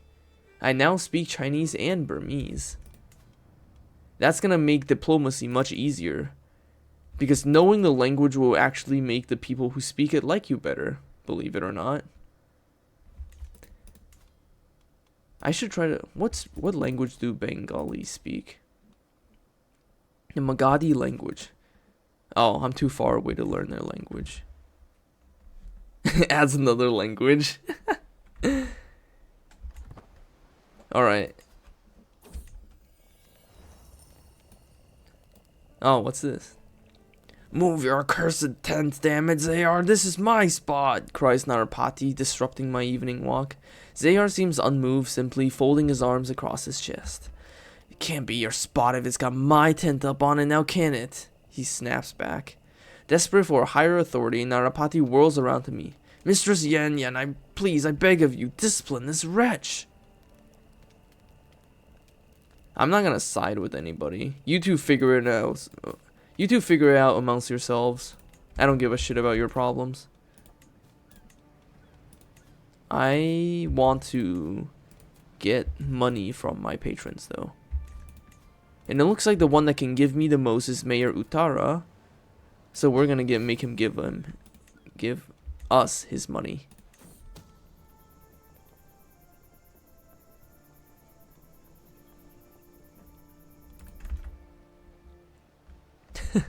I don't know why they're beefing so much. Maybe he really is pissed that he got his life saved. Oh yeah, dog kennel. I want to build a dog kennel. We're building a dog kennel.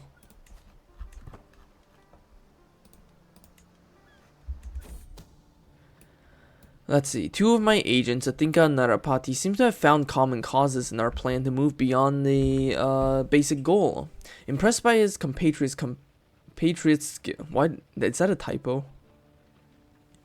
With the letters, speechcraft, and general rhetoric required to perform in a play, Narapati has taken to studying what Atinka does differently to himself in hopes of improving his own skills. harmlessly enough in theory, but it doesn't help our overall goal. Yeah, guys, come on, let's focus. Let's put that energy into the plan, you fool. Ah, new stewardship skill. We're gonna get camp tax.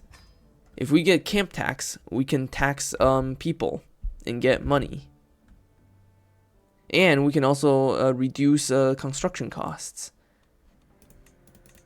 And with that, now that we have the basic money-making perks, let's switch over to learning. Because if we want to start converting people, we're gonna have to start investing into the theologian tree. If we can get to wandering missionary, we'll be able to actually try to convert people. And that's going to be really important, because that's when our quest will officially begin. So, we got to convert people.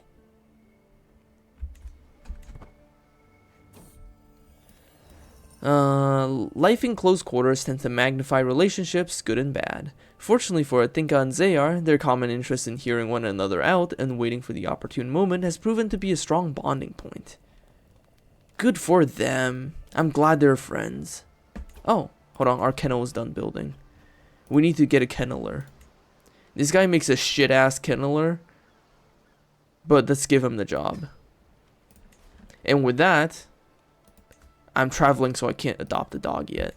Okay, once we're done traveling, we will adopt a dog.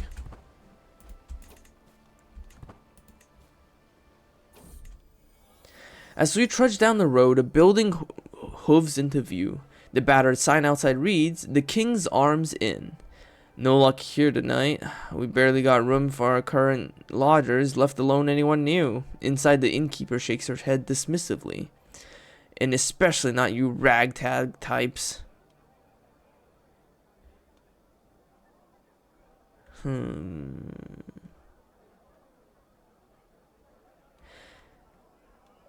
Oh well. I'll just get the stress. Okay. We can execute this scheme. And we can execute it with maximum success chance too. Let's do it. There we go. And then she slew a ferocious leopard. The drums grew louder as I make my way through the stage, trying to remember every play that I've ever watched. With my weapon lifted above my head, I attack the colorful puppet. The head rolls off the stage and the audience erupts in loud cheering. Sitting on the elevated dais, Mayor Utara nods. Cool. Wait, what? The champion and tiger decision. Alright. We managed to perform a good play and people are happy. And we got to be paid.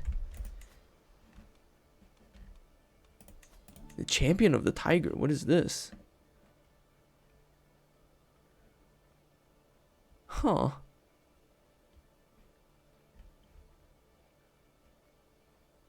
Oh. So that's one of the little achievements you can get. I see. Travails of the cook. I don't think we're being unreasonable, snarks the cook, who presumably drew the short straw on coming in to speak with me, waving an arm dismissively at the surrounding terrain all the while. Even with many exotic treats of the jungle ours for the taking, we can't even find the will to stock up on some of the little luxuries that make our food bearable. I sigh, weary of the conversation already. I wonder which of us will break first. These feel like the ravings of a lunatic. I checked the stocks just this morning and we should be well supplied for months.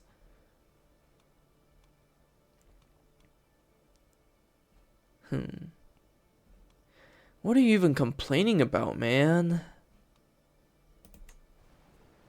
Alright, we're home. We are going to adopt a dog. The latest litter from the kennels are presented before me. Freshly weaned from their mother, they crawl around yipping at the world so fresh and new before them.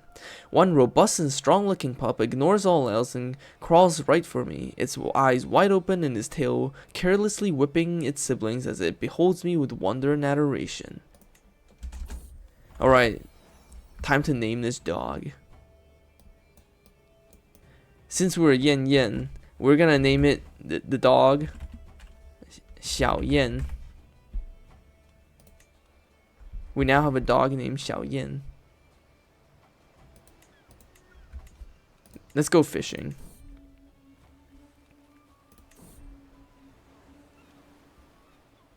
There's fish on the line. We caught a sturgeon again. I love catching sturgeons. Alright, let's pet the dog to reduce stress. As I stroke Xiao Yan's black fur, I can feel my worries dissipating. To have someone's unwavering loyalty and to know they'll always be by my side. If only the people around me were more like you, Xiao Yan. We sit together for many minutes, his tail wagging and my shoulders relaxing until I'm ready to face the world again. Let's also go work out to reduce stress. Alright. It's been a while since I visited the castle. Let's go to the tavern and listen to a story. And see if there's anyone I can afford hiring. And there's no one I can afford hiring. So there's no hiring that will be done. Ah. It looks like there are new job contracts we can take though.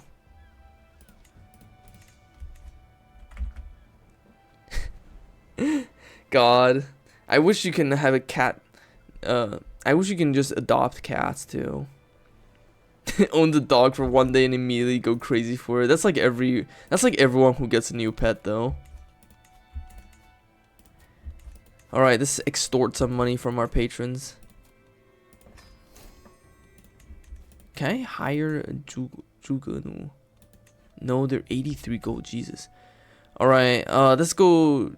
Oh, we can go tutor a child. Let's go tutor a child.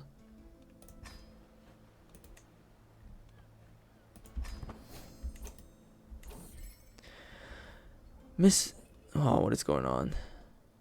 Mistress Yan Yan, my leader, I have met the most elegant woman here in Crusader. My follower Uzana the Strange stumbles as he addresses me. Her family will not let us marry without me paying a sizable dowry, he stutters sadly. Please help me.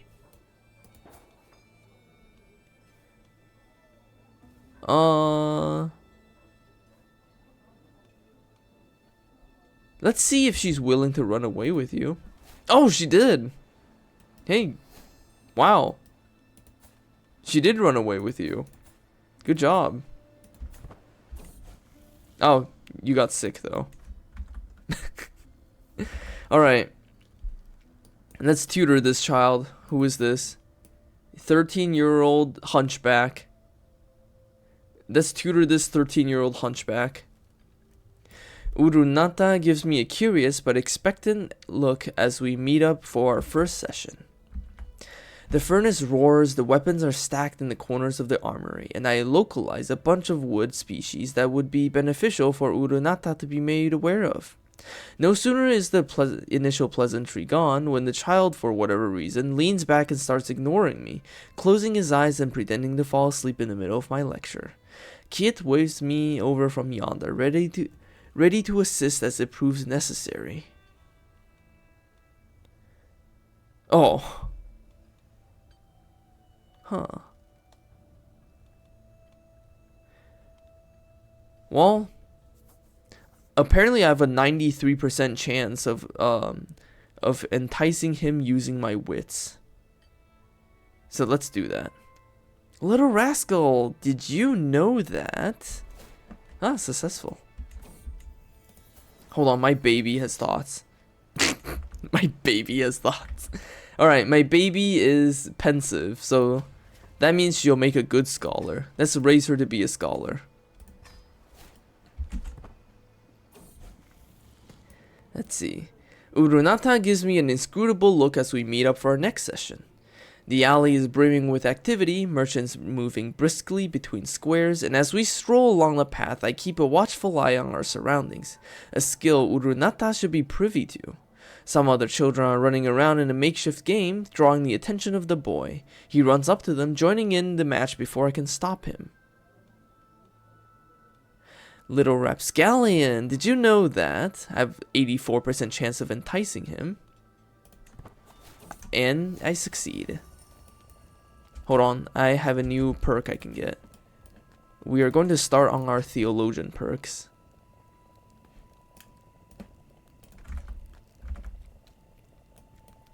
Our little forest of tents putting itself up every few evenings is something we've gotten very, very good at as of late. First one, then another, with peoples and tools spreading out down the lines to help their neighbors in the model of speed and efficiency. Even Uzana and Zayar, who aren't generally known for moving in the same circles, are quietly humming along as they aid each other. A place for everything and everyone and everything in its place. Glad to see them getting along. Thank you for the Slurp and Pasta redeem, Manager Bunny. God, I've been reading so much since starting this. I forgot how story heavy the game is when you play as an adventurer.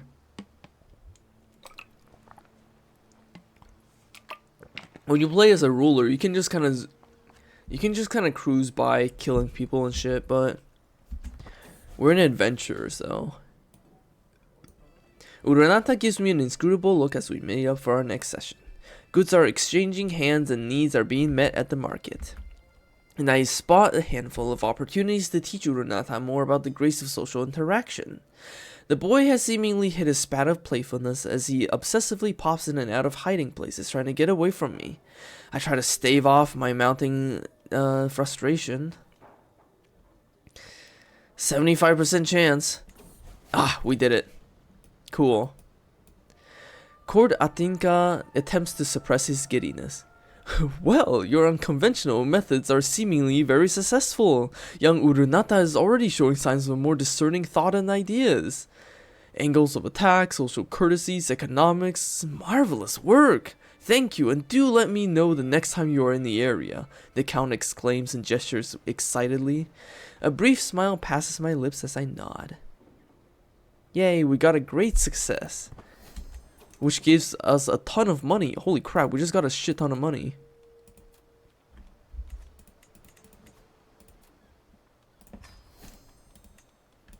And we can pull more money out of him too. Alright, well we have pulled a lot of money. Okay, good night Winter. Thank you for watching. Alright, we just got a shit ton of money. Let's upgrade our pavilion to level 2.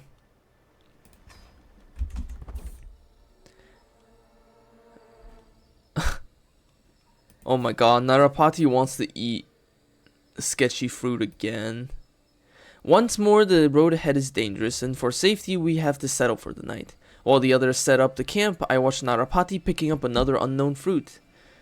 I admire your curiosity, Narapati. I smile, but he gives me a mischievous look instead, and then bursts, I'm sorry, my liege, but I cannot help myself, as he tries to sink his teeth into the fruit.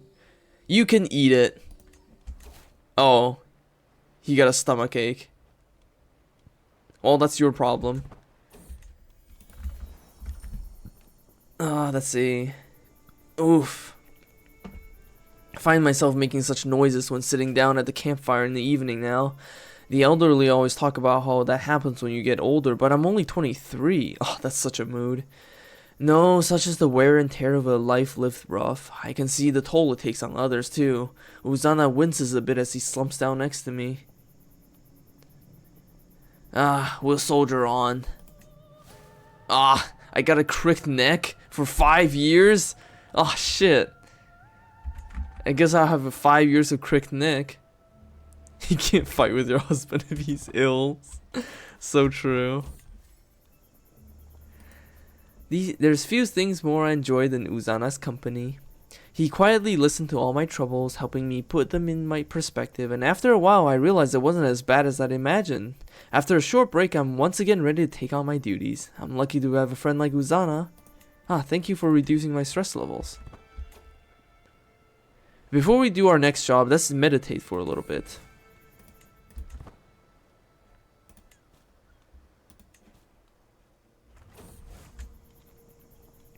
In which nothing happened with our meditation. And we conclude without anything changing. Just an average day of meditation, honestly. Alright, before we upgrade our buildings again, I kind of want to save up so we can build a Zhugenu. So let's go take on the job transcribing text. Alright. Peace through war. The daylight slowly fades as I sit in Mayor Zaya's chamber by candlelight, frantically copying lines. Let's see. Oh, since I know Burmese, I can use this opportunity to get +2 score to completing the opportunity. Let's see. I have a 64% chance of success if I gamble. So let's gamble a little bit. And I failed my gamble. Ah, jeez, this is gonna be bad. So let's just stick to the script. Once again, I have an average success. It's tough to describe what's so appealingly intimate about the low buzz of a camp settling in for the evening. Maybe it's the distant sound of the same arguments as last night resuming without further delay, the yipping and yapping of the kennels, or even a good-natured ribbing of Zayar and Natinka marching past my pavilion. All of this forms a quiet, comforting blanket of familiarity. This is my domain, and these are my people. A small kingdom, but one I know every sight, sound, and soul.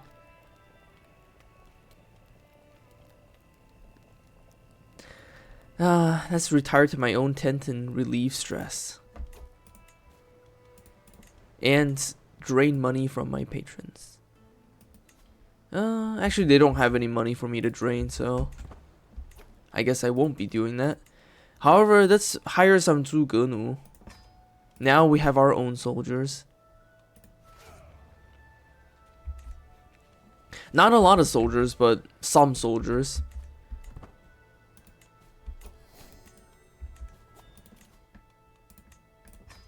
And we can also ask this guy to give us some soldiers.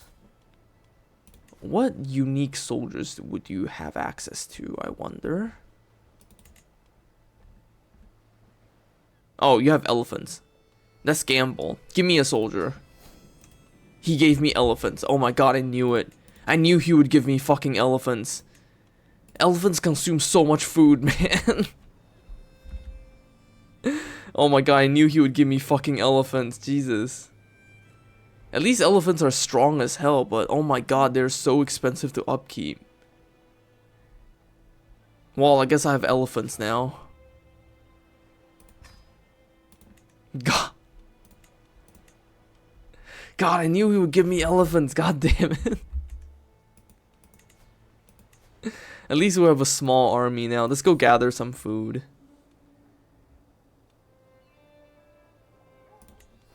Alright, we managed to gather some food, which is good.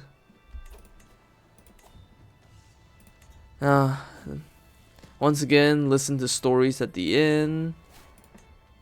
Look at all the people I can't afford to hire.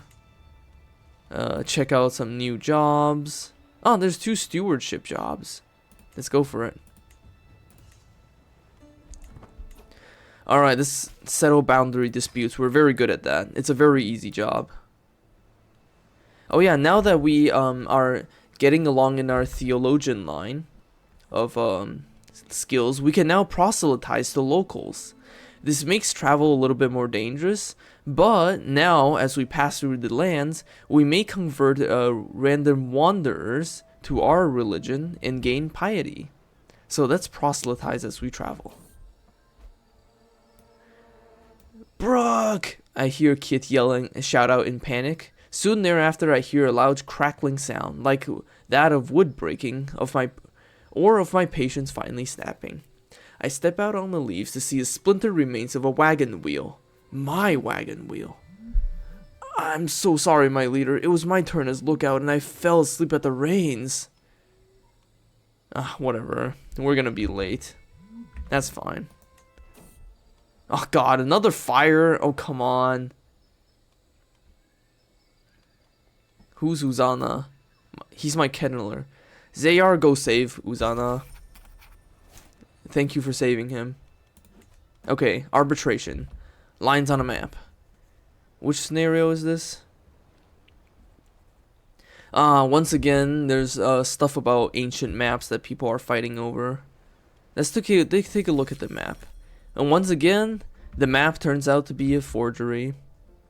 So we solve that mystery very easily. Once again, we have mold on our food. But that's been resolved. And we managed to convert a few random people to our religion too. They're not part of my land, or they're not part of my camp or anything, but hey. I also converted someone who apparently died in an accident. Okay, let's go settle another boundary dispute. I'm out riding my dog Xiao Yan beside me when suddenly he ran off into the jungle. My retinue assures me that he'll come back, but what if he doesn't? I'll be patient. A shrill shriek snatches me from my slumber back into the blackness of the night. I follow the source of that noise and find my follower Salin Mibaya cowering in front of her tent. Salin Mibaya is a 1-year-old. Yan, do not go inside. There's a wolf in my bed. I peel open the tent and find the wolf, its belly rich with the child. It snarls and growls at me, doubtlessly fearful what I might do to its unborn babes. Oh, the wolf is pregnant. It's not okay. I don't know why I imagined a Little Red Riding Hood scenario, but no, the wolf just has babies.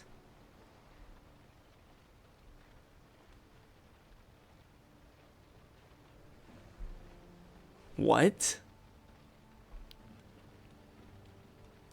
These pups will make an excellent pets. I just adopted a bunch of wolves and now everyone knows me as the wolf mother. You are known across the land for helping a pregnant wolf to birth and raise a litter of puppies. I am now famously known as the wolf mother. You know, I thought it was like the wolf had a child, like a human child in it, but no, it's just the wolf is pregnant, and that was it.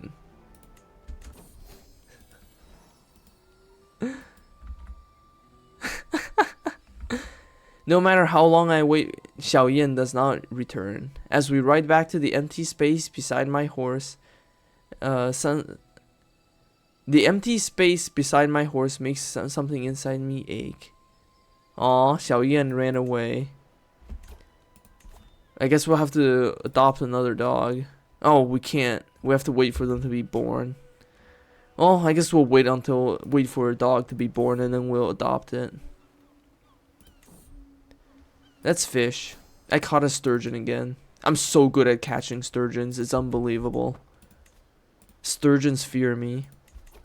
Alright, let's build a roaring campfire.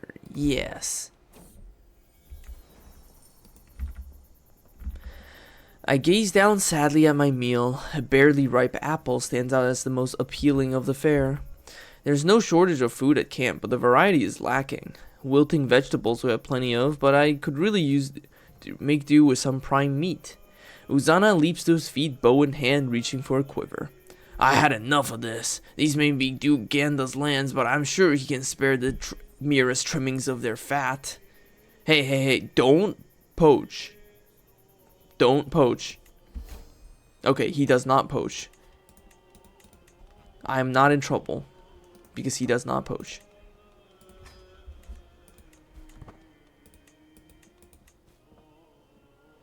Alright. Workout.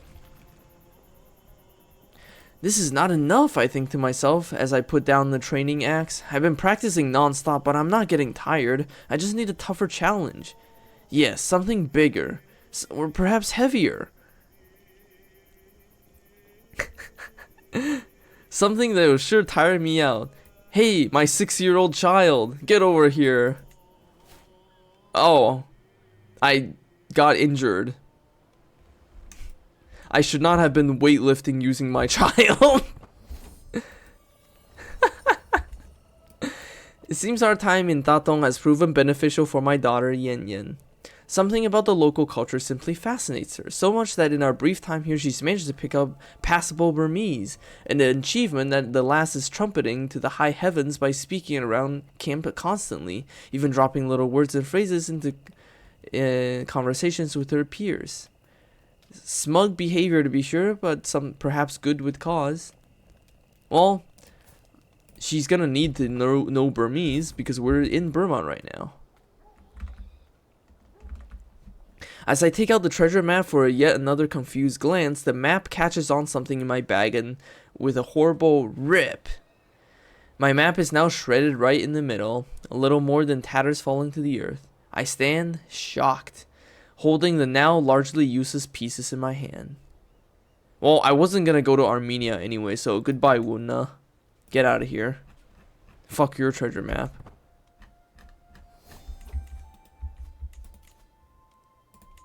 Religious camp.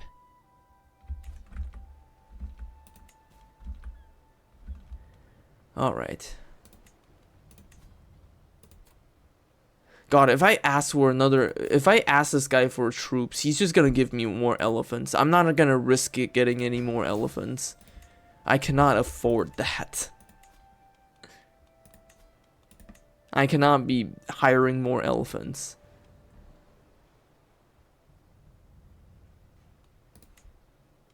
What upgrades should I get? I can get dentist tools. I don't really need that though. Mortician tools, I don't. You know what? Let's get mortician tools because mortician tools will increase our dread by 30. Which means if we just own these mortician tools, people will be afraid of us. They're gonna look at our tools and be like, holy crap, that is scary.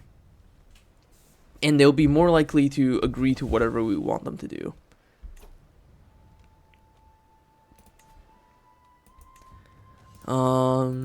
Let's go listen to a story at the tavern. Check out new jobs. Yeah, let's get some scholarly work. We can tutor a child once again. So let us tutor child. And it won't just toss me? Queries my daughter Yin Yin, trying and failing to keep the quaver from her voice. I glance down at the small pony she sits on, the easiest, most placid learner mount I could find in the entire camp. Was I this scared when my mother taught me to ride? Okay, then I'll just kick her into a trot. Okay, remember, be firm but respectful. Oh, cool. My child has successfully ridden the pony. Alright.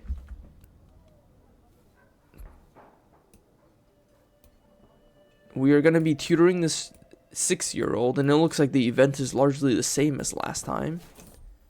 Oh, I'm pregnant again.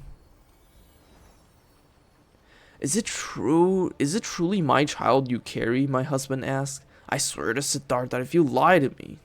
Of course it's yours, man. I'm not seeing anyone else. Let's see.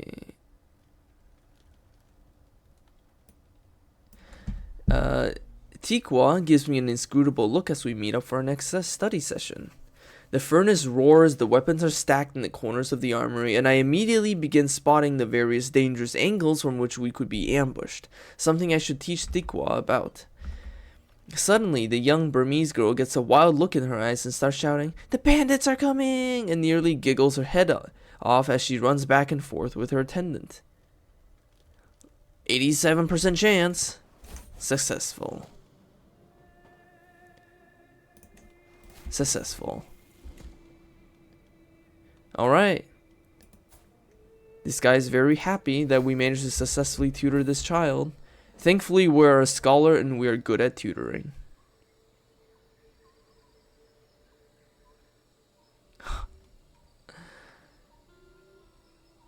Not another mold problem. Alright, we have our mortician tools now. Oh, we can also get the torturer tools. which will make us even scarier. I'm not planning to torture anyone just yet, though, so let's hold off on that for now. There's more valuable upgrades to be gotten.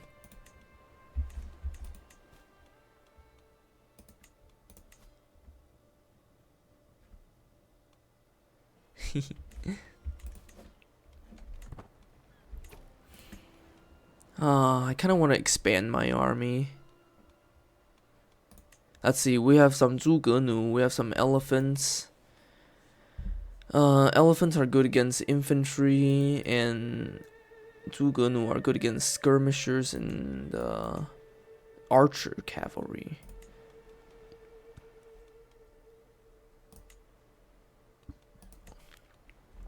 We don't have a lot of options for recruitment right now, though.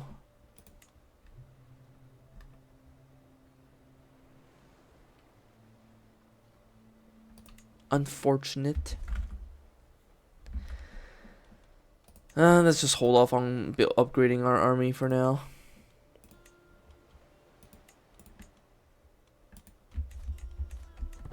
Alright, let's go transcribe some text for money. Yan Yan's petulant shrieking could wake the dead.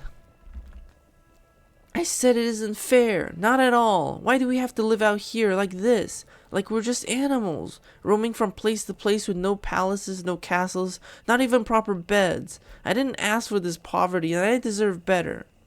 Through the screaming and the outrage, I can see that my daughter's frustration is real. Tears of both anger and sadness roll down her cheeks. I know, but it is what it is, child. Don't feel bad. Okay, she calms down. I'm glad I can help her calm down. Alright. More transcription time. This time, we can use our Burmese language skills. We can gamble with 67% chance, and we successfully gamble that. Let's gamble one more time. And we gamble successfully. Mayor Tanbon flips through the pages, an intrigued look on his face. Well, this manuscript is certainly more interesting than I remember. He hands over the script to his attendant. Study this and let us reconvene in the evening. Turning to me, Mayor Tanbon smiles briefly, handing me a heavy pouch. Good job. As a reward, as agreed, here's your reward. Cash money acquired.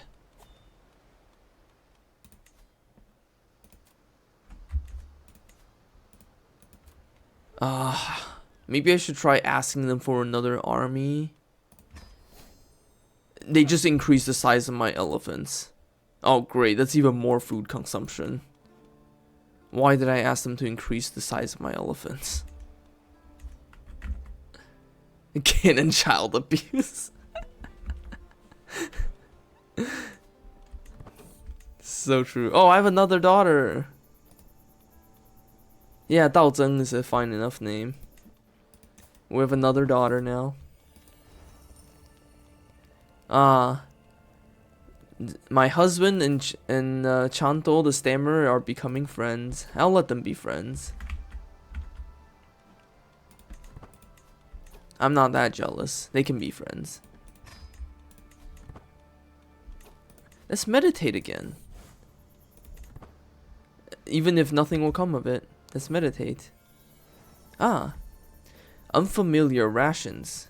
Now that we're in Traveler, we can mix the local cuisine with our own cuisine, which would give us expanded culinary horizons, give us new tastes, and give us food, which is good. Someone is trying to kill who? My husband. Someone is trying to kill my husband. Who the fuck is trying to kill my husband? Okay, we now have the wandering... Stop fucking asking me for troops. Okay, we just unlocked the wandering missionary, so we can officially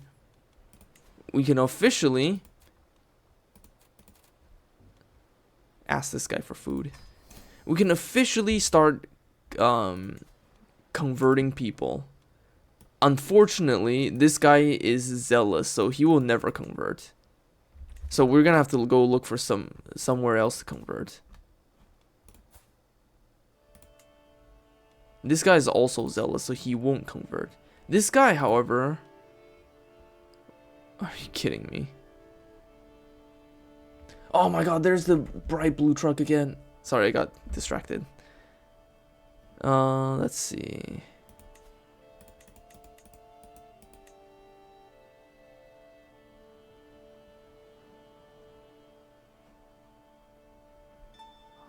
I have a negative 1% chance of success, huh?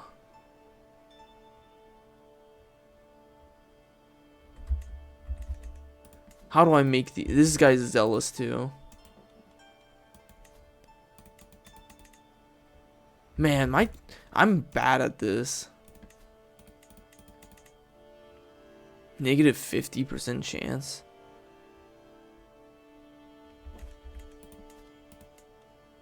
What about this guy? Negative 13. I think this guy actually has the best chance of converting. Negative 1. Alright, let's try to sway him.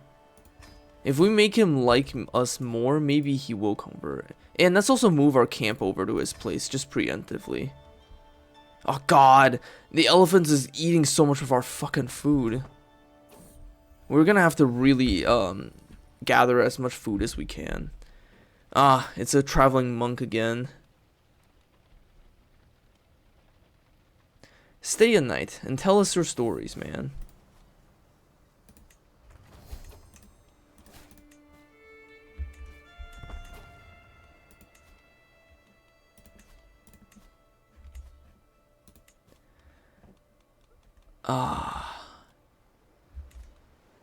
New jobs.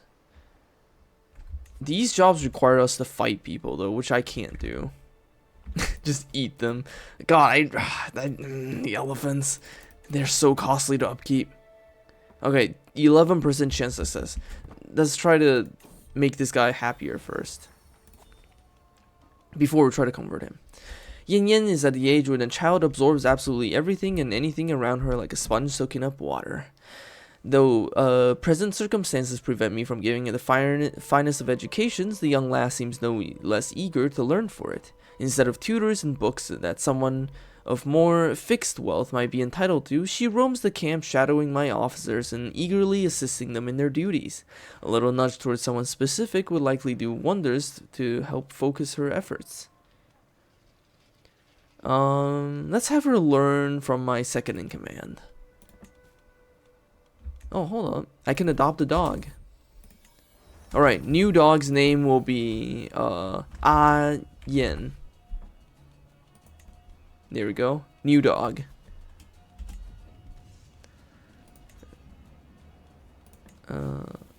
Let's listen to a story. Huh. The hooded figure subtly slips through the tavern and down a stairwell into the cellar. I look around gingerly as I follow her downstairs. At the bottom, she sits down by a chair fronted by a desk and lets the hood fall. I assume you recognize me by my reputation. The villainous and the weak-chinned criminal Kunteya? That's such a funny title. I have tenderized people for slighter insults now. What do you want? I only have a 1% chance of recruiting her. And she ignores me. That's to be expected.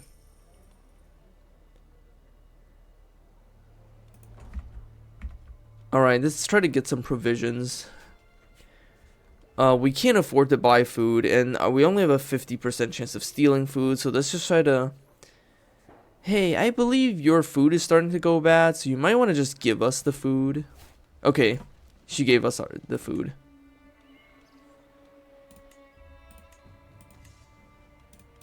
God, we're gonna get so much money. Or rather, we're gonna need to get so much food. Let's gather provisions. We gather food. Weak chin bitch. This is such a funny insult. Alright, let's go settle some boundary disputes for money. This one is about a local landmark. Yeah, we dealt with this one before. It's time for an enlightened debate. Money. Request. Give me... We need food, actually. Our elephants are so expensive to upkeep. My path back to the Bayan kennels take me close to the camp's edge, where the shouts and screams of children at play draw my attention. My daughter Yen Yen is leading several others in rolling fiercely, end over end, down a grassy hill. There doesn't appear to be much skill involved, but the children are competing over who can go fastest all the same. They're learning to be Sonic. After a moment, Yen Yen catches sight of me. The girl beams in my direction, clearly hovering between taking her playmates back to the camp or pushing out a little further into the wild. Oh, I'll let them explore. Go on, explore. Because they can either pick up a martial lifestyle perk or a learning lifestyle perk.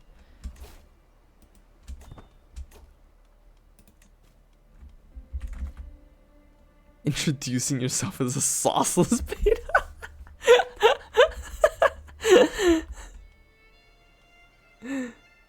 God, that's so funny. Alright, we got another boundary dispute. Yeah, we could hire... I'm pretty sure you only have a chance of succeeding at hiring a criminal if you are a criminal yourself. If you're not a criminal, I think you just have no chance of getting criminals to join you. Unless you pay them to. But I don't want to spend that kind of money. Not worth the money. Oh god, my child wants to eat bad fruit. Hey, don't eat the bad fruit. Oh, it was just a harmless plant. I wasn't about to let my 8-year-old eat a bad fruit. She doesn't love her child. Alright. Mutina's streets are gripped by a fever of gossip and scandal, a complicated matter of marriage. Inheritance and business arrangements gone awry has seen a vast section of the best local land for grazing horses go to some fool with neither money nor skill. Consequently, the local magnates are threatening to tear each other to pieces over how to and who should split the land. Mayor Gaisadia is at pains to let us know that our coins depending on calming the situation. I can solve anything if I try. With a fair mind, hard work, and all the bloody tenacity that a woman of House Lao Sun can muster, all things are possible. It takes hours of grueling discussion to come to something like a fair split of the land, fair for everyone but the fool losing out really, but the idiots getting more recompense than they would ever were I not here to negotiate. The important thing is that the magnates are happy enough, or at least only mildly grumbling, with my suggestions. Mayor Gaisadia seems more than pleased with our resolution and gleefully hands over his coins. Oh Jesus. Oh, my daughter is caught in the fire. Hey, Narapati, go save her. Okay, cool. Narapati saved my daughter. There's so many fires in the jungle. I don't know why. There's just always fires in the jungle. And now this time mosquitoes. We got bitten by mosquitoes. Alright. My daughter and heir Yen Yen has been impressed with one of the household champions for a very long time. After finally meeting in person, she has been repeating the warrior's words to herself. Work hard and you can master anything. Yes. Actually, no, you know what? All things must be given time. Be patient.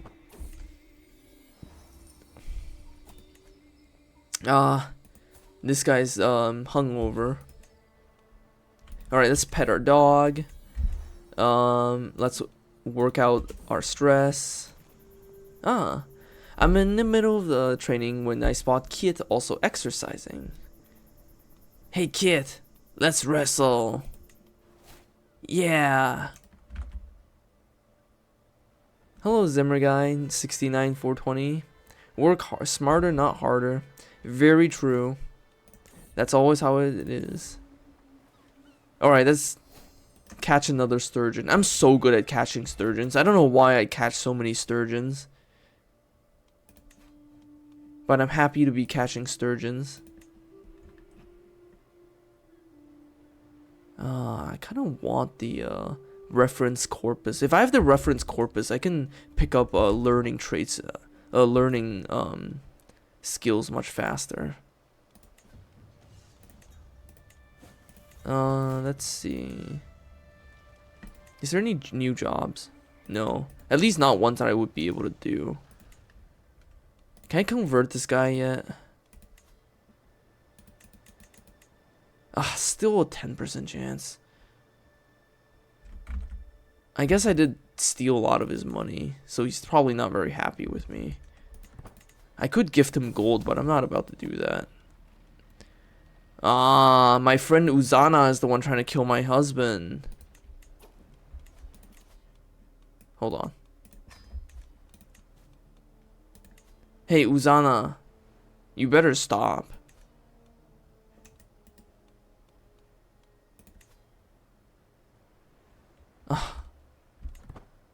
I don't want to imprison you. I'm just gonna pardon you. But you better stop doing that.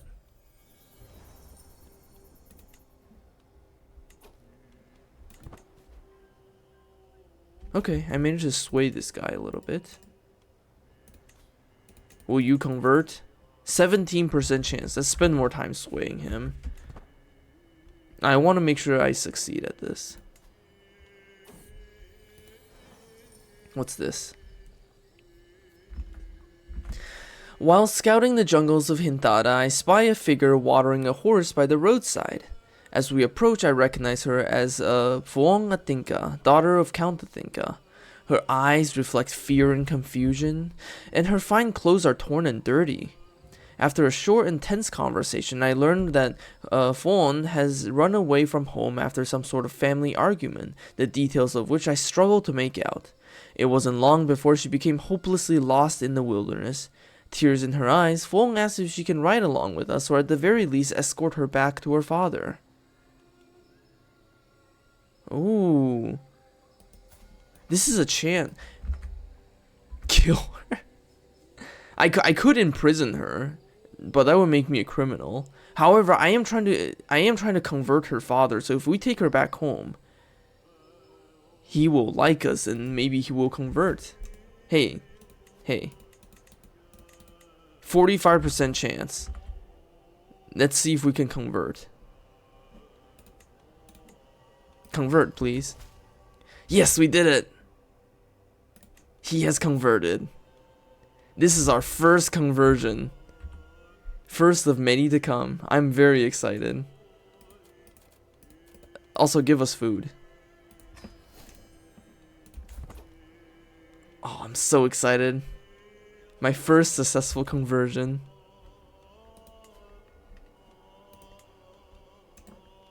I wonder who I should convert next. Certainly not any of these guys. They're all way too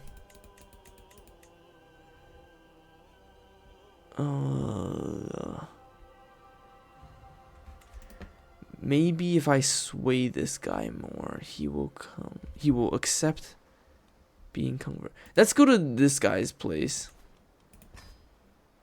I want to convert him. Pinkish hues. Early evening is a time of intense activity for in the camp. People and supplies tossed this way and that as our portable home is set down once more. Habitually, it's also when I take a walk to clear my head and escape the noise for a time. As I crest a small hill, I see the last pinkish rays of the dying sun bathe the plains below, carving out shimmering pockets of light where they hit pools and streams, and bathing the rest in a soft glow. A beautiful sight, perhaps even one worth sharing. We need to reduce stress, so let's just enjoy it by ourselves. Okay, we need to sway this duke.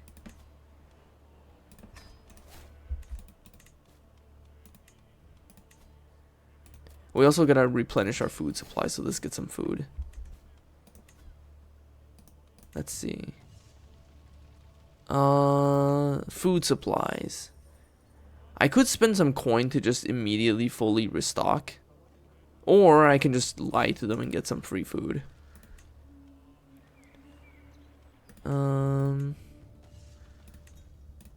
Listen to some story at the tavern as usual. Contracts available. I don't have the martial ability to do any of these jobs. I'm not a fighter, I'm a scholar. Unfortunately, I'm just a wandering scholar. I don't have the ability to kill anybody. I do need to get his opinion up, though, before he'll consider conversion. Let's just meditate for now. And see if I can get upgrades.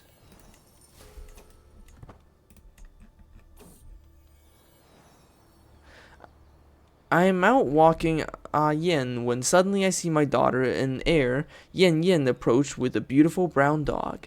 Before either of us can react, Yen and the other dogs take off. I'm sure they'll be fine. Thank you for the stress relief. My daughter and her heir, Yen, and I find the two dogs after a while in the middle of a playful fight. It's good to see him amiable having such fun. I couldn't agree more. I'm glad dogs are playing. Ooh. I don't think there's pit bulls in this time period. Someone wants to hire us as mercenaries? Hold up. Who are you? Oh, you're way too far away. I'm not gonna take the job. I don't want to join your war. I'm not traveling that far to join your war, man.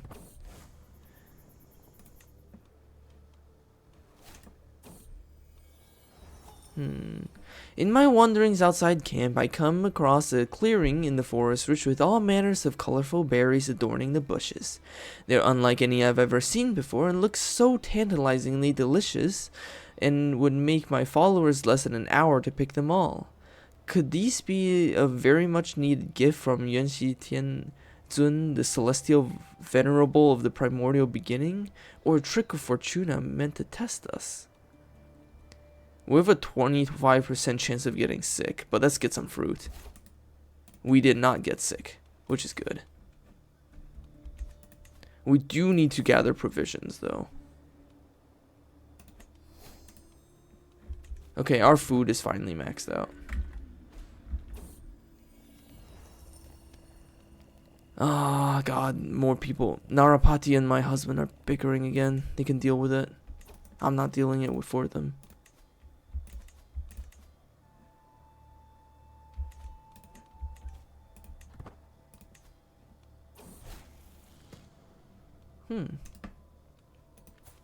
Following the death sentence of a lowly thief, I asked my daughter and heir Yen what she thought. She claimed that she had learned a lesson about not reaching for more than one can handle. I can make her temperate, just, or cynical. Let's go with temperate. Temperate is a safe bet. Let's see. They say children react more than anyone else to the places they find themselves. It's fortunate for my daughter Yen that she finds herself in the company of the most learned scholars, eloquent diplomats, and the finest savants that I have been able to gather. A fine environment for a girl to grow up in, and one where she seems determined to take many lessons at heart. Perhaps we should consider another path. Cool. I instill a little wisdom. Pregnant again.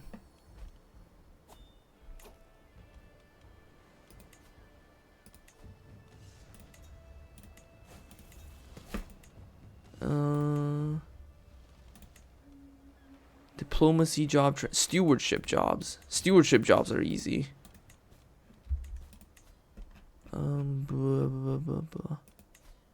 Oh right, I forgot. I was gonna get a particular building. The reference corpus. Having books to carry around will make it a lot easier for us to increase our learning. Alright, good night, Fifi man. Thank you for watching. Boundary dispute jobs are like among the easiest jobs to do. The underlying problem in Mine Mall is quite apparent even from the outside the rotting gates. Its walls are in terrible shape. The main problem seems to be not recognizing this, but figuring out who here is actually going to pay to restore them. An expensive proposition that everyone agrees is necessary and also is someone else's problem. Mayor Uka is at pains to let us know that our coin depends on solving this.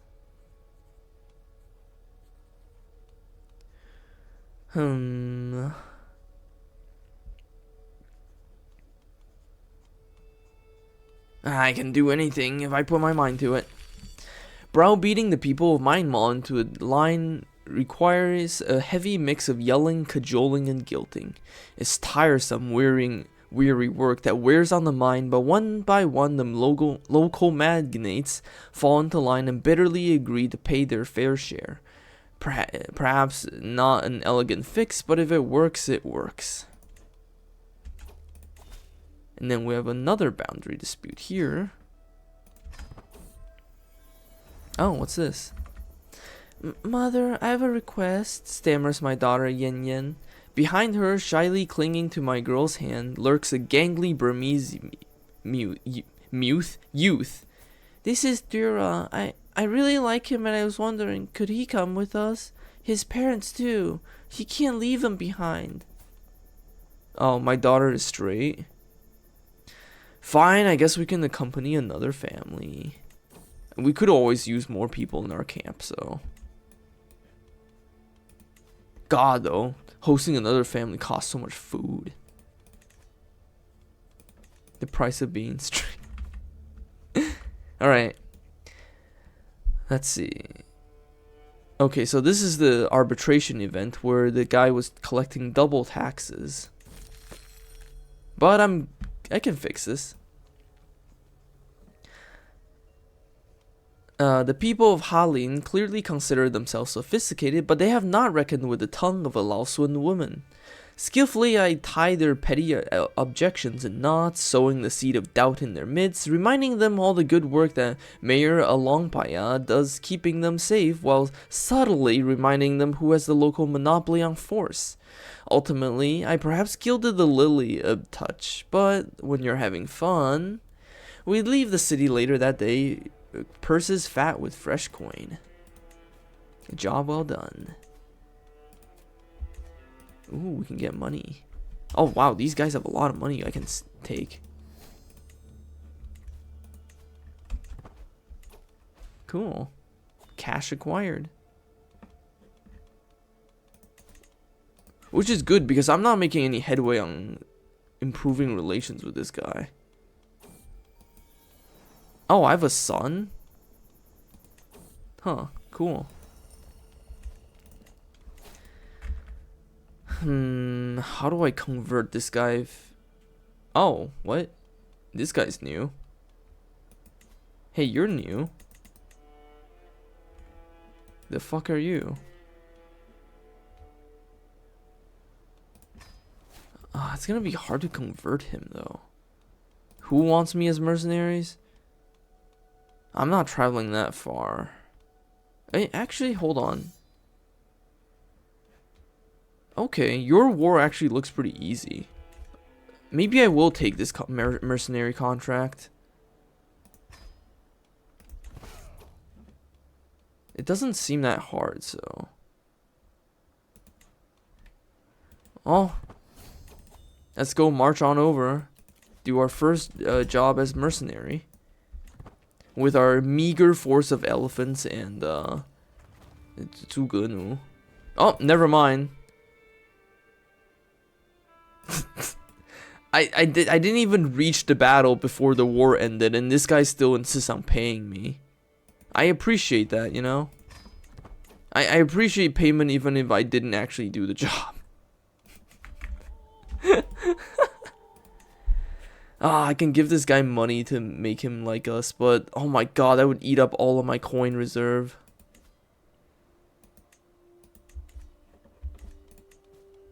Maybe when I have a little bit more money, I can do that. Like, right now. Give me money. Give me money. I need to convert this guy. Alright. Have money. And now I want you to convert. 4% chance? Are you kidding me? Fuck.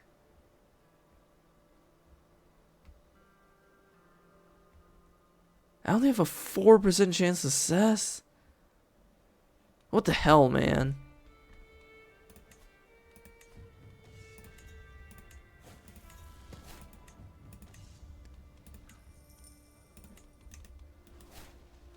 Alright, any jobs? Not really.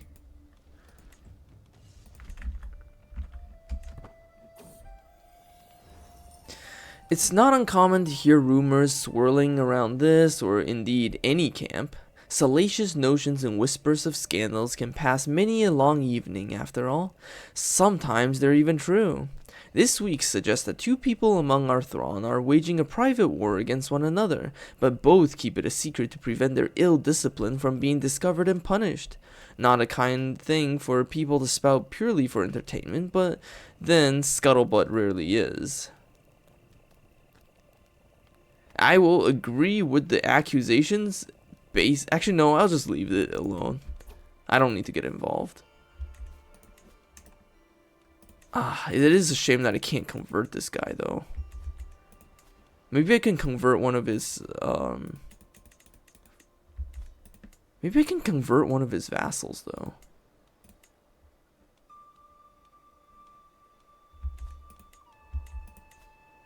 Maybe this guy would be open to conversion. It would be illegal for me to convert him without permission, but I don't know. Let's give it a shot. Solicit charity.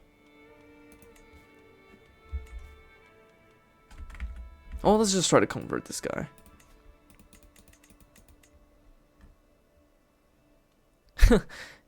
His liege will be unhappy with me, but hey, convert. Yes, we did it. This guy has converted. And his liege is not happy, but fuck him. Let's see if I can convert this dumb child.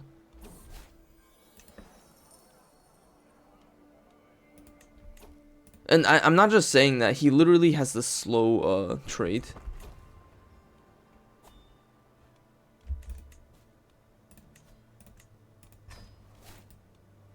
Hold on, I need money.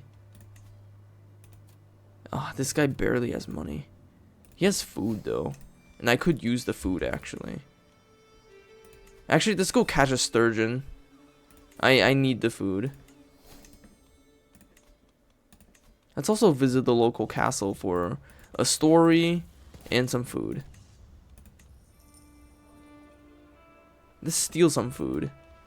We have stolen some food. Alright. I want you to convert, child. Yes! The child has converted.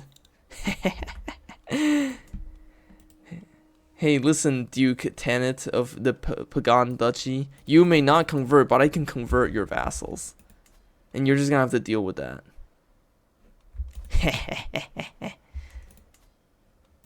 Can I convert this guy? Ooh. 7% chance. Jesus. Let's sway him. In the meantime, let's move to his land.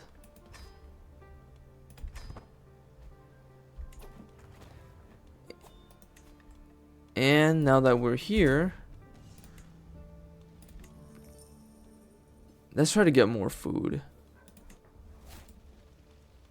I failed to secure food. Okay.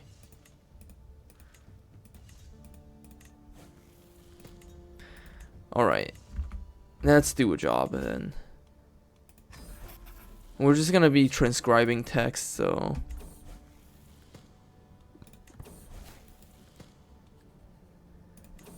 Alright. We managed to transcribe a text very successfully. many of these events are very similar. Once you've like gone through all the main events, you really have seen them. So the food at Count Tihanu's of Hanlan's residence in Hanlan is excellent, of course, a far cry from the usual rough and ready fare that I'm so used to. I'm very glad you could answer my summons, Tihanu says, gesturing in my direction. I'd like to see if there's anything we can do to help one another.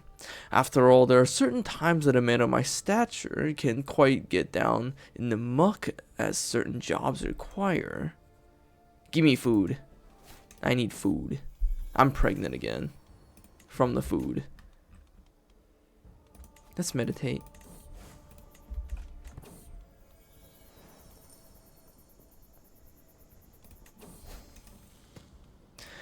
While I was at the market with Yen Yen, her attention was caught by a criminal chained in the pillory.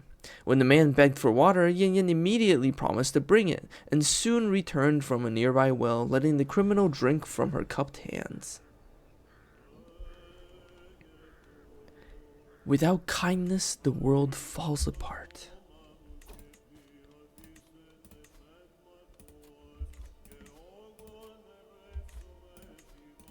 Oh, I can get gold. And food. Every time you request things from a patron, it decreases their opinion of you. So I'm just like pissing the fuck out of these guys who keep requesting things from me. Who I keep requesting things from. They're just getting so mad that I keep getting stuff from them.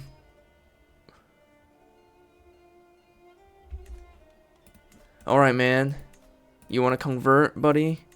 90% chance success! Holy shit! Yes, please! Yes, this man has converted! Excellent. Oh, fuck yeah. Give me food, man. Hey, Duke. Oh, you're traveling? Oh, I have another daughter? Man, I'm having so many children. Oh, this daughter is sickly. All babies cry, but with little Jingyin, there's no end to her tears. I desperately want the midwife to ease my worries, but her furrowed brows make everything worse. Your daughter is not gaining weight as she should. We will have to take good care of her, my lady, but in the end, her life is in Tao's hands.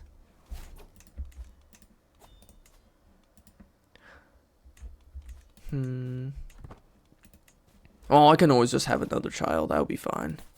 I'm not going to war in Tibet. I need to gather food. I have gathered food.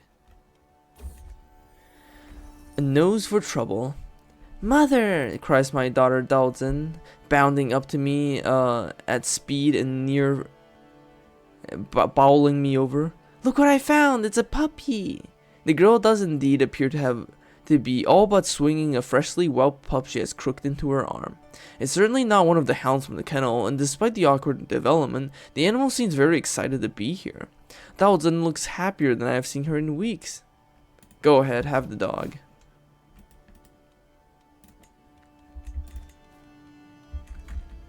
So many dogs around here. Well, India does actually have a lot of dogs. I know we're not in India, but South Asia in general. What's this? With my mind set on a relaxing evening, I'm headed for my friend Uzana's tent with some tea and a deck of cards. Without knocking, I make my entrance. Uzana is seated, writing furiously. When I clear my throat, he jumps out of his skin. He quickly stuffs a roll of parchment into his pocket and turns towards me with an uneasy look in his eyes. I'll come back later to search your tent in secret. As I rummage through his things, Uzana sleeps like a babe. The sedative I put in his tea sure did the trick. Within minutes, I found the piece of parchment he's keeping from me. It's a letter. There's something about a monetary transaction in the specifications of a custom-made tapestry with the Laosun crest. Seems like Uzana is planning to surprise me with a gift. This was not what I expected. I'll act like I had no idea when he reveals the surprise. A mischievous smile is playing on Uzana's lips. I know I've acted strangely as of late, and for that I apologize, but I had good reason. Uzana hands me a neatly wrapped gift, decorated with colorful ribbons. I wanted to surprise you. I had it custom made. There's only one like it. Go ahead, open it. Thank you. Big preach, buddy. What's this? I'm interrupted from my stroll near my pavilion by the approach of a nervous stranger, a man who introduces himself as Druk, and is clearly as alien to Hanlan as I. Lady, I found myself ill at ease in these lands, and I had hoped that some worldly woman as yourself might prove willing to take in a homeless dongi polo ome. Momentarily he pauses, steeling himself for a clearly expected rejection. I understand if you already have too many people to care for, but if you have me, I'll serve you loyally for all your days. Let's see, this man is a commander, but he's scarred, one-legged, and one-eyed. Sure, join the camp.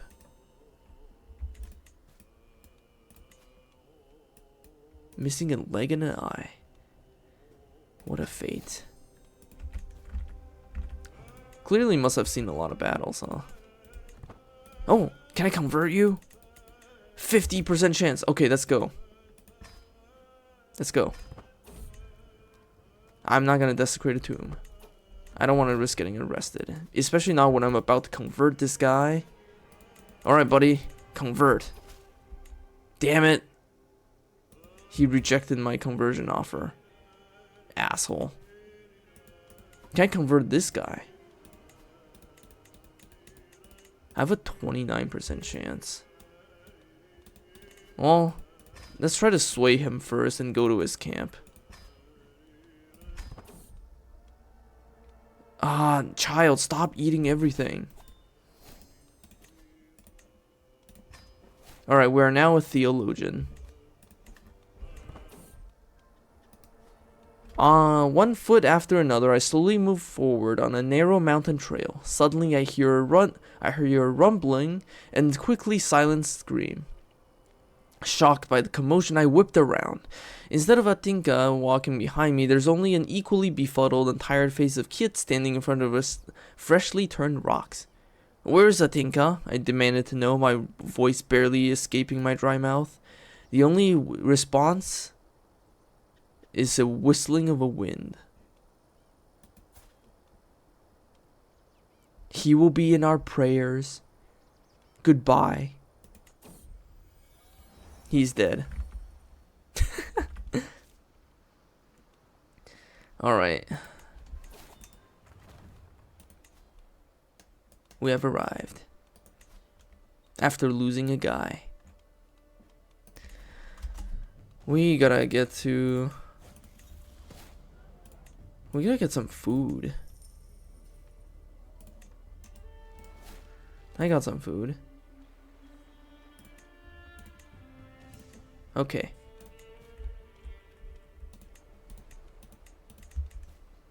Alright, we gotta convert this guy. 35% chance. We can do better than that.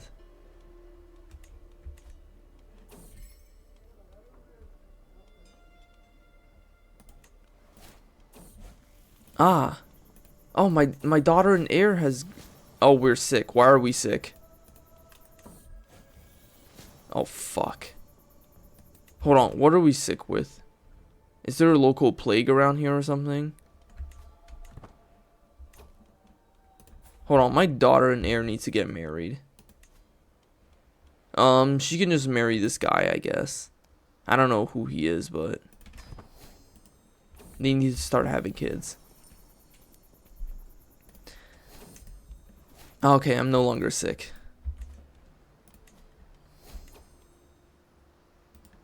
Alright. No sickness allowed.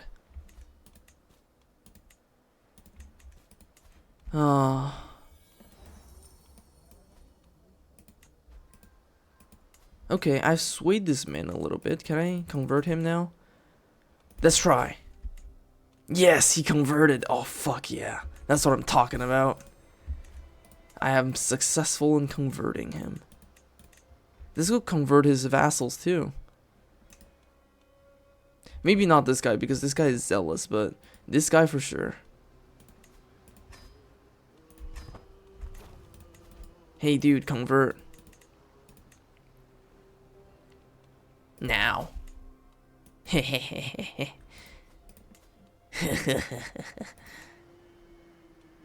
Oh, can I convert this guy? Yes, I can. Let's travel down and convert him. I gotta get some food though. Food. Gold.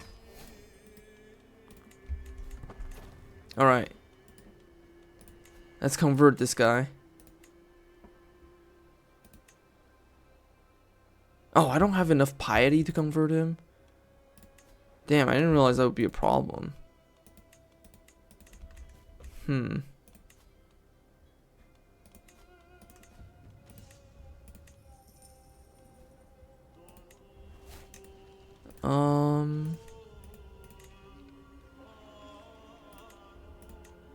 Maybe we'll do a bit of jobs in the meanwhile. How could I get more piety though? I could go on a pilgrimage, but all the holy sites are way too fucking far away. There's no way I can do a pilgrimage in a reasonable amount of time. I guess we'll just hang around for a bit.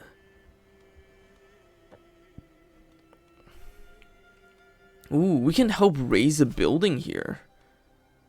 Let's do that.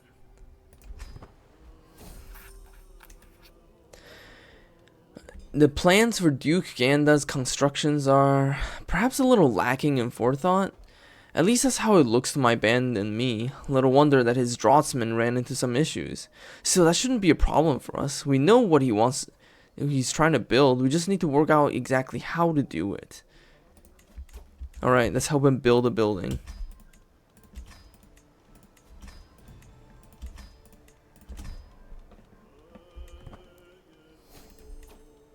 We're just gonna sit tight for some time. Dazong is depressed. She's no longer depressed. We already seen that with our other daughter. Apparently, Bala Kyantal spit in my daughter Daozong's food during dinner a few nights ago.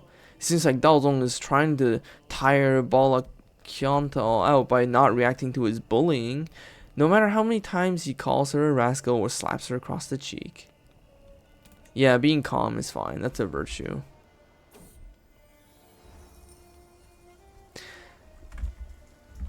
Tang has stopped bathing, stopping even to make an effort to clean himself even. A fact I'm brutally confronted with whenever several of my followers beg me to deal with him. I know what you're thinking, Duchess, but it's not laziness. It's a drive for efficiency. I can actually do more work if I spend less time wiping the sweat off the road. This is what a relentless focus on value looks like. He's mad, or a fool, or both. Go take a shower, man. Oh, cool. My daughter's no longer sickly. Ride that horse.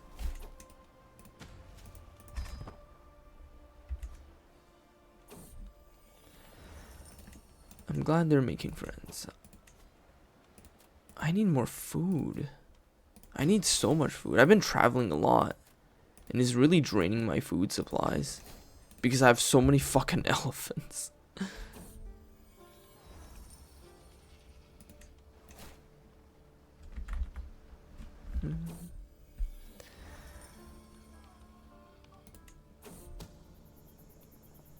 It's a little odd for my daughter and heir Yen Yen and I to be brought together over this contract to raise building. Still, there's joy to be found in a common task and working together towards a goal. Frustrations shared are lessened, triumphs multiplied, and there's always something to talk about. I'm glad to have brought her in on this endeavor. Yay, I'm bonding with my daughter. We're building a building together. Let's finish this job. As ever, my band and I are models of efficiency. Construction was swift, and the results sturdy and memorable. And though Duke Ganda will need to continue our good work, we've given him everything he needed to do that. Weighed down by our well-earned pay, we make ready to leave. Cool. We got money.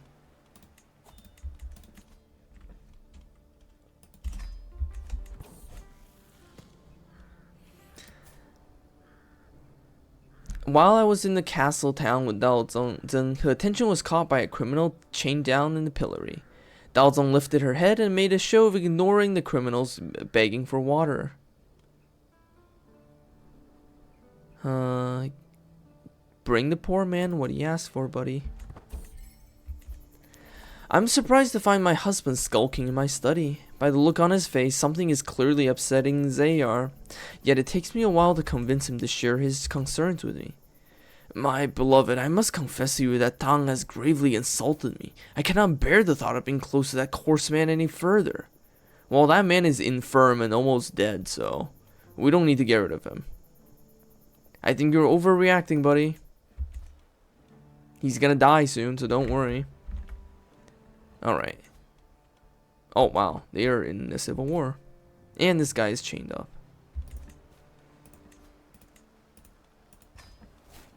I wonder why. Alright. We need food, man. Give me food. And this guy, I need to... Can I use my hook to convert him?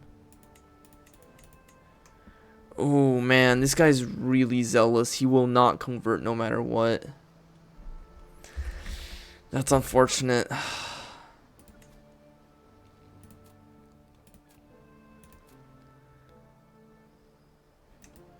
He also he doesn't even have the money to give me. Well, let's just max out on food.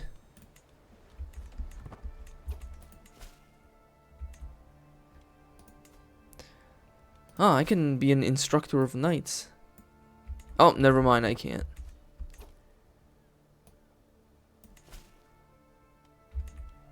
It seems like we're done here then. If we can't convert these guys because they're zealous, then there's nothing I can really do about that. Have opinions? We'll argue. A simple truism for any gathering of more than 2 people at a scholarly bent, and there's decidedly more than 2 such people in the students of Lao Tzu. This fine evening there are 2 overlapping and rather loud discussions going on, one of rhetoric and fine politics with Yen Yen, and one of history and philosophical wisdoms with Kit. I will hang out... What's this? I'll go hang out with my daughter.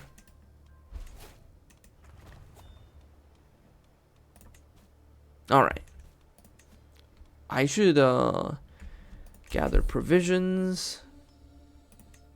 I didn't find anything. I should also upgrade my camp, actually. I've been neglecting to upgrade my camp. Mother and daughter bonding. Hell yeah. Alright, let's go fishing. I could use a sturgeon. I caught a sturgeon. I'm so good at catching sturgeons. It's unbelievable. Sturgeons just don't stand a fucking chance.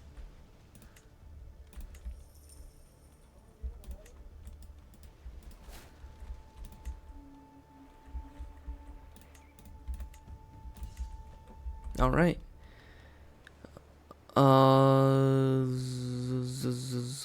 Sound settle boundary dispute. Hell yeah, I can do that. That's easy as hell.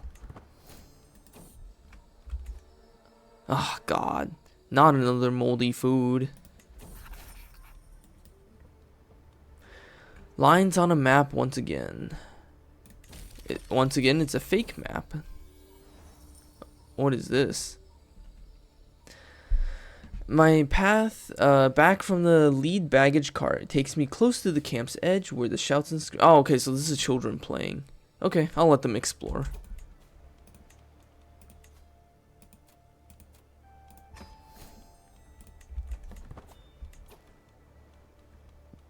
Let's see. We can be in this. Do you ever go fishing? I've only done it like once in real life.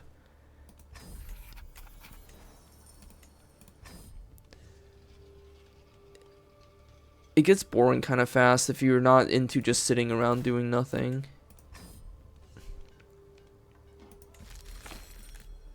Ah, job complete. Who did I get a hook on? This guy? Do I have a hook on you? That man is clearly sick. He's a sick man.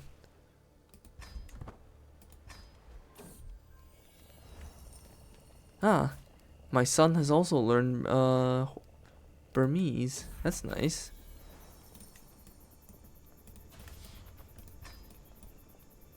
Alright, let's train some knights. I'm bad at training knights, but it's a job. A job's a job. Oh, I can recruit this guy for $0? Yeah, sure. I'm pregnant.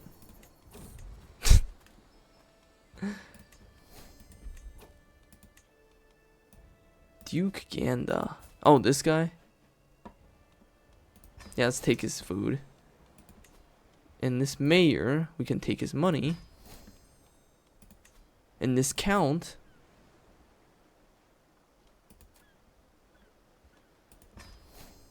He just gave me more elephants. I don't know what I expected. I should really stop getting elephants.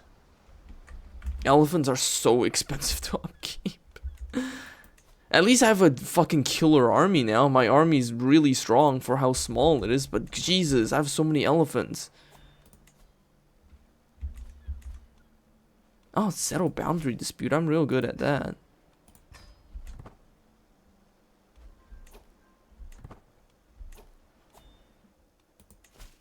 Hello? I would like to take the job. Oh shit, my son is getting engulfed in flames.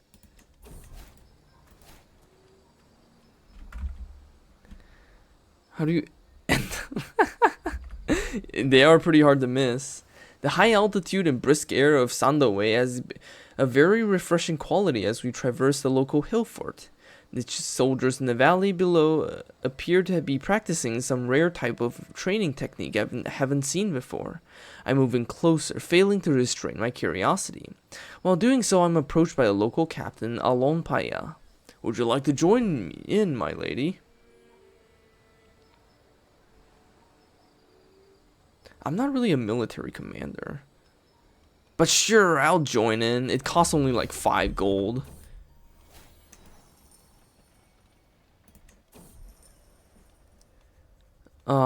Double dues once again. The Manichaean priesthood.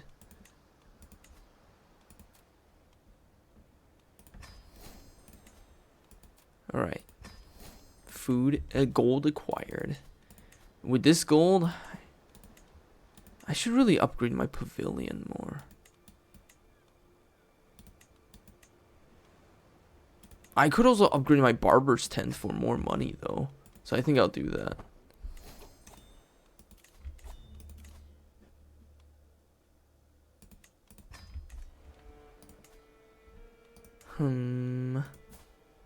Is there anyone else I can convert? Who wants to be converted? Anybody?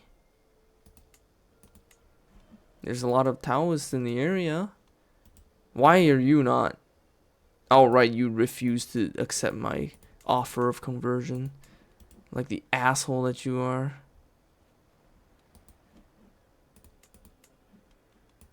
I asked so nicely and he refused. I can convert this guy? Ooh. Maybe our next target will be in Bengal instead of Burma then. Let's go to Bengal. I have another son. For every birth, the cordiality shown me grows. As I hold the newborn babe in my arms, I'm greeted by more warmth and kindness than ever before. I guess I do have quite the impressive gathering of children. I have 5 kids now. It's no secret that Zayar is perhaps not the best second-in-command I could have. Discontent with the state of affairs has finally bubbled over enough that 3 candidates have stepped forward to offer themselves for the role. Salin Mibaya, who offers to swear herself to me till her dying breath, Druk, who seems about ready to work himself into a stupor for me, and of course Yen Yen, undoubtedly the best qualified for this role.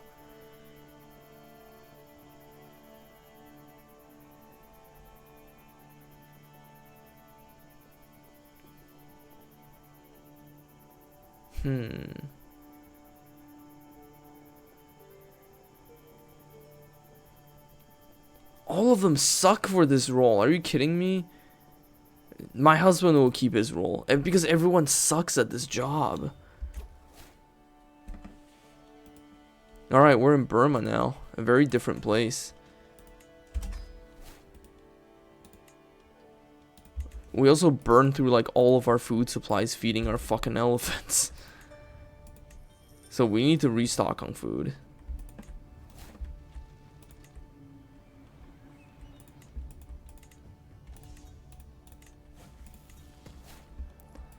Alright.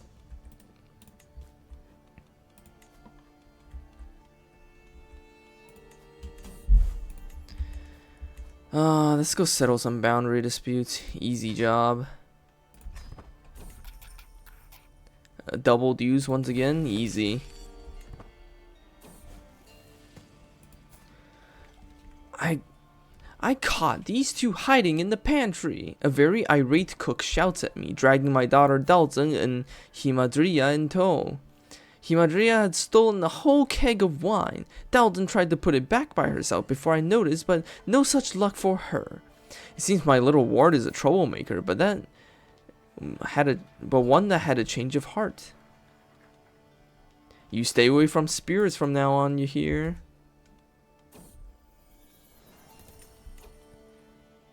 Another raise building job. That one's will give us a really good reward, so let's go raise some buildings.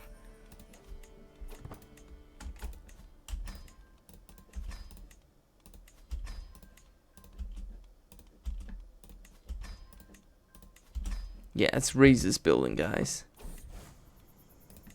In the meanwhile, I should try to learn the local language. Oh, cool, I found the sword. Oh shit, my daughter has consumption.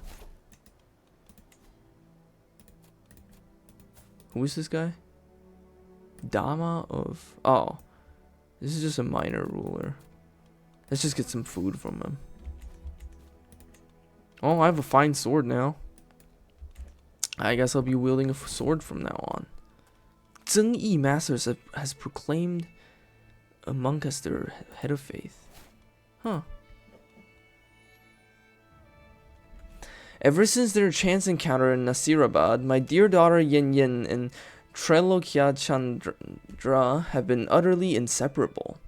The Mahasamanta's son is utterly drunk with infatuation. A charming courtship to behold, but we must venture further and they will soon be separated.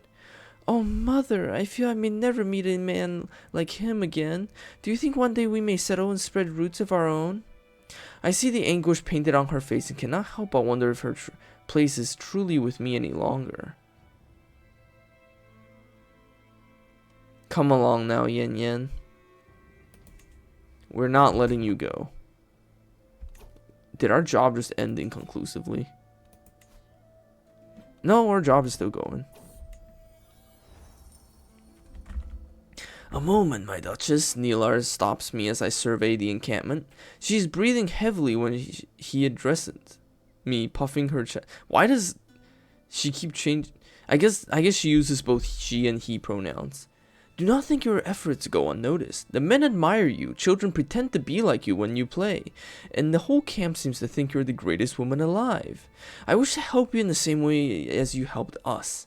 I know of your current efforts. I believe I may be a worthy addition. You're right, I am great. Thank you. By gender icon. Oh, my... Huh. I guess the guy I was learning the language from just died. So I'll have to... Raj Lompada. Alright. Will you convert, man? 79% chance conversion. Yes, please convert. Fuck! 79% chance, my ass. Damn.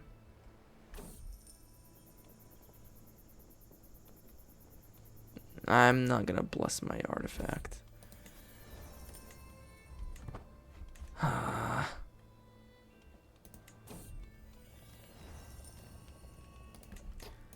I can't believe, despite all the percentage, we did not succeed. Let's go catch a sturgeon. I caught a sturgeon. Oh, my husband died?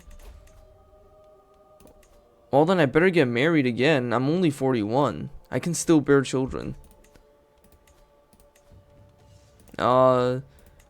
Anyone... All of you are women. Unfortunately, I cannot marry a woman, so...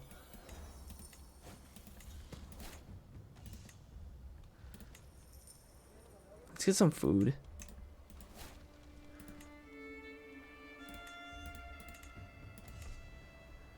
Actually, hold on. Let's go back to the castle again. Maybe there's someone in the barracks we can marry. Ah, they're so expensive. Never mind. I'll just marry this guy, I guess. I don't know who you are, Yarzar, but I need more kids.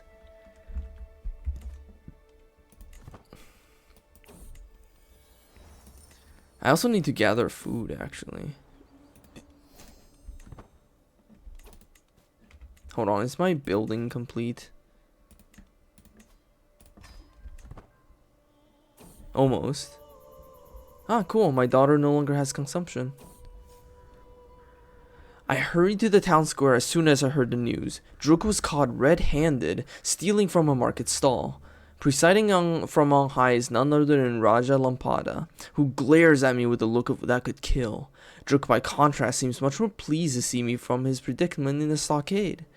The penalty for theft in Bikrampur is, explained Raja Lampada, typically a severe lashing. However, I'm willing to waive this punishment as if an appropriate fine is paid.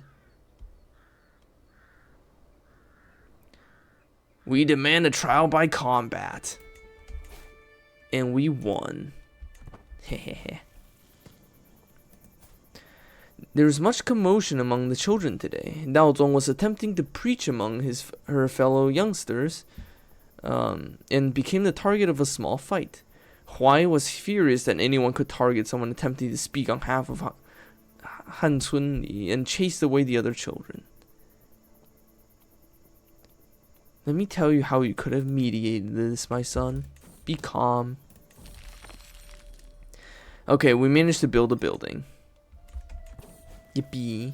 And we also managed to learn the Magadhi language. Yippee. Oh god, I wish you would have converted though, you asshole. Ugh, gonna fucking kill you, bitch. Can I convert this guy though? Ooh. I can potentially convert. Oh my god, I have a 100%. Can I convert your king? No. I have no chance of converting your king. But that doesn't matter because I can convert you. So I'm gonna go ahead and convert you. I don't care if my husband is cheating. I'm gonna convert this guy. Alright, man. You're getting converted. Hehehe. I have converted this guy. Let's pet our dog. And work out to celebrate.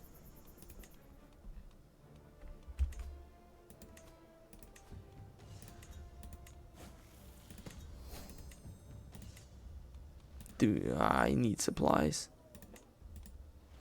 I stole some supplies.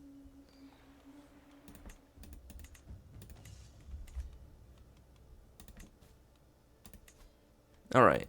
Give me food. Alright, I have food.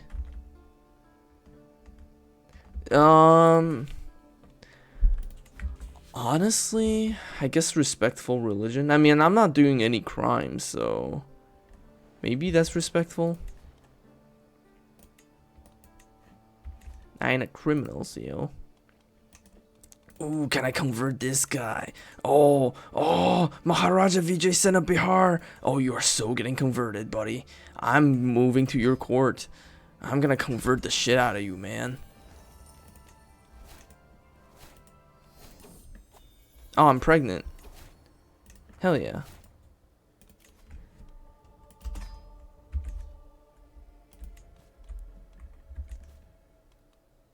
Forgotten claims. Tutor child. Let's go tutor a child. That job shouldn't take that long.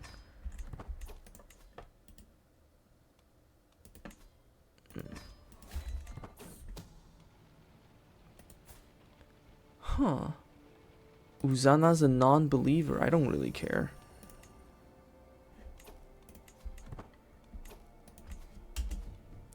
Alright. Let's hear a story. Let's get some supplies. Yes, I stole some food. Hell yeah. Alright. Aw, my dog died. Ah Yen has walked by my side for many years, and the passage of time does not spare dogs. As I kneel beside her, she starts wagging her tail slowly, but she cannot raise her head. I sit with her long into the night, petting her black back until the tail stills. Resting dog. I will have to acquire another dog. This one will be called Xiao Da Yin. Hold on, was I not taking a job? I could have sworn I was taking a job to tutor a child, but I guess the child's gone. I guess the child's disappeared. Can't convert you yet. Maybe not yet, because I really want this to succeed. Let's just go transcribe a book. The child I was going to tutor disappeared, so.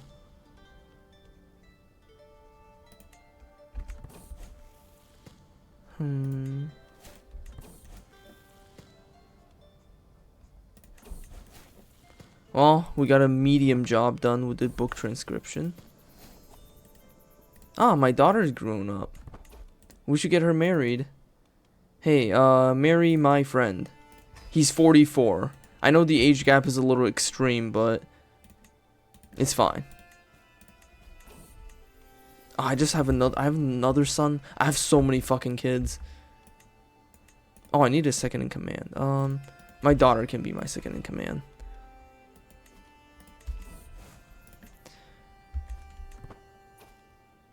Hire as mercenaries. You're losing the war, so no. Oh, I just realized I have enough money to upgrade my shit. Let's get the surgeon's tools. That'll be good for our health. Ah, my husband died already. We just got married, man.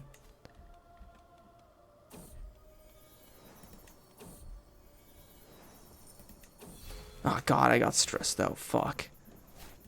And I lost my bodyguard. Ah, oh, god damn it. I need another bodyguard.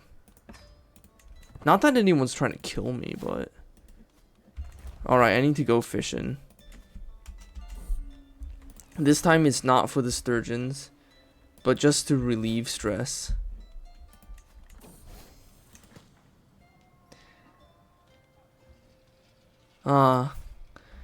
It's the keg stealing event again. Be temperate. No alcohol for you. Though not every place welcomes a camp such as ours, it seems like Magadha certainly does, or at least Bishwa's Devi has made it look like it does, organizing an impromptu fair to trade goods and drain my followers of their coin. Cynical perhaps, but it's hard to deny what a smile it puts on the face of most, and sometimes that's enough. Hey, join me. Join my camp. I need to get married. My only potential partners are all sick and old. But I just want to have kids, so it doesn't really matter. I do want to get my daughters married, though. Oh, no, my daughters aren't married.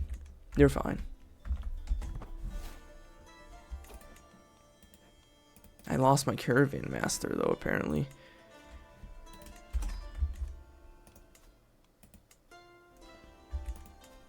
I gotta convert more people. Hey, Maharaja. Would you care to convert? Please say yes, please say yes. Fuck! God damn it! Ugh, ass.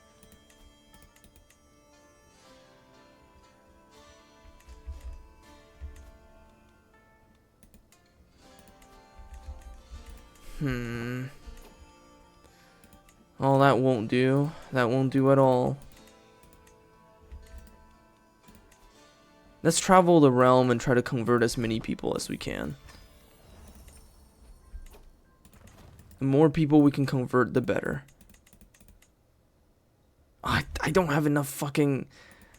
I don't have enough piety to keep converting people. I may have to go on a pilgrimage at some point.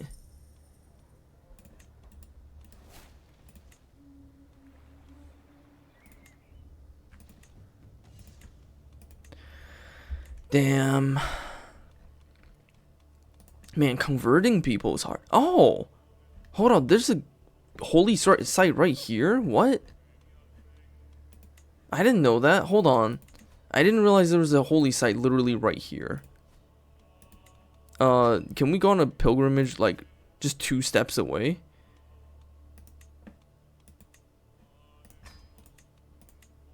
Yeah.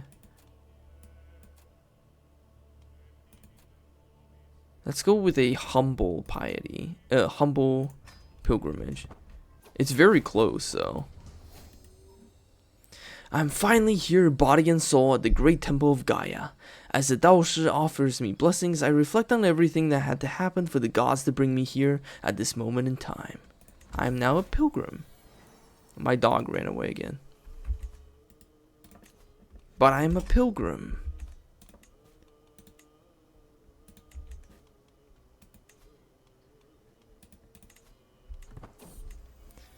Oh, my dog is back. No matter how long I wait, Da Yen does not return. Just as I'm about to leave, my friend Narapati appears out of nowhere, Da Yen in tow. My friend, I do believe you lost someone. Thank you for bringing my dog back. During our pilgrimage to Gaia, I can't help but return to the local market, perusing the wares. One stand in particular catches my attention. The merchant grins at me and proclaims, I have wares, my lady has the coin. These exotic goods presented would surely be a nice profit back home. Perhaps I could even save them as a gift. Worldly possessions? How mundane.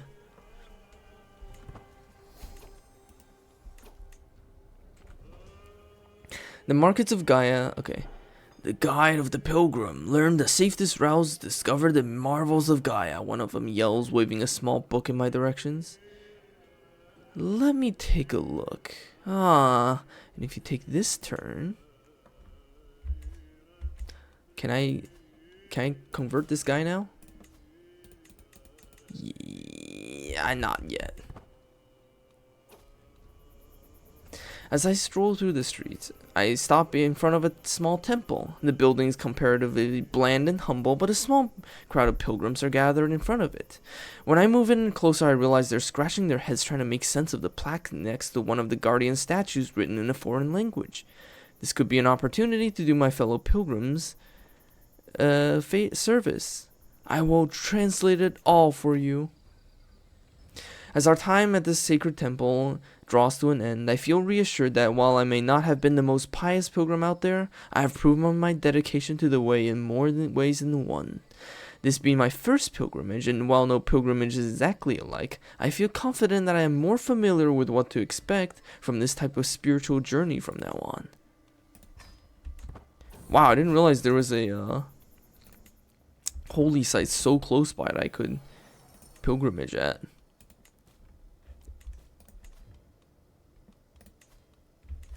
Alright, buddy. Who do I want to convert, actually? I want to convert you, man. Please, say yes. Yes! You converted! That's what I'm talking about. I'm stressed, but I'm always happy to convert people. I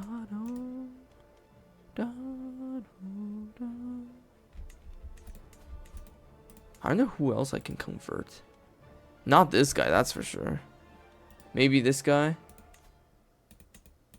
Ooh, pretty good conversion chance, actually. There's so many people I can be converting. So much to look forward to. I should probably stop and do some jobs at once in a while, though. Just because, like, I'm running low on coin, honestly.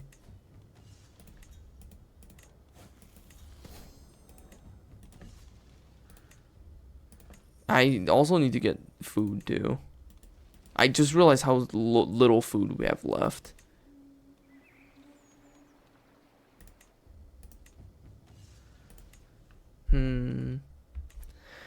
Well, thank you for the Slurp Imposter redeem manager money. I was actually just about to end the stream. I was like, wow, I've been streaming for a while now. This is a good start to the adventure, though. We've managed to actually convert quite a few people already. Like, whether it's over in Burma or... God, I wish I could have converted this guy. Fucker. Maybe I should go back and convert that guy. I managed to convert this guy, though. I wish I could have converted that guy, too. I gotta convert this guy, too. I'm not happy with how...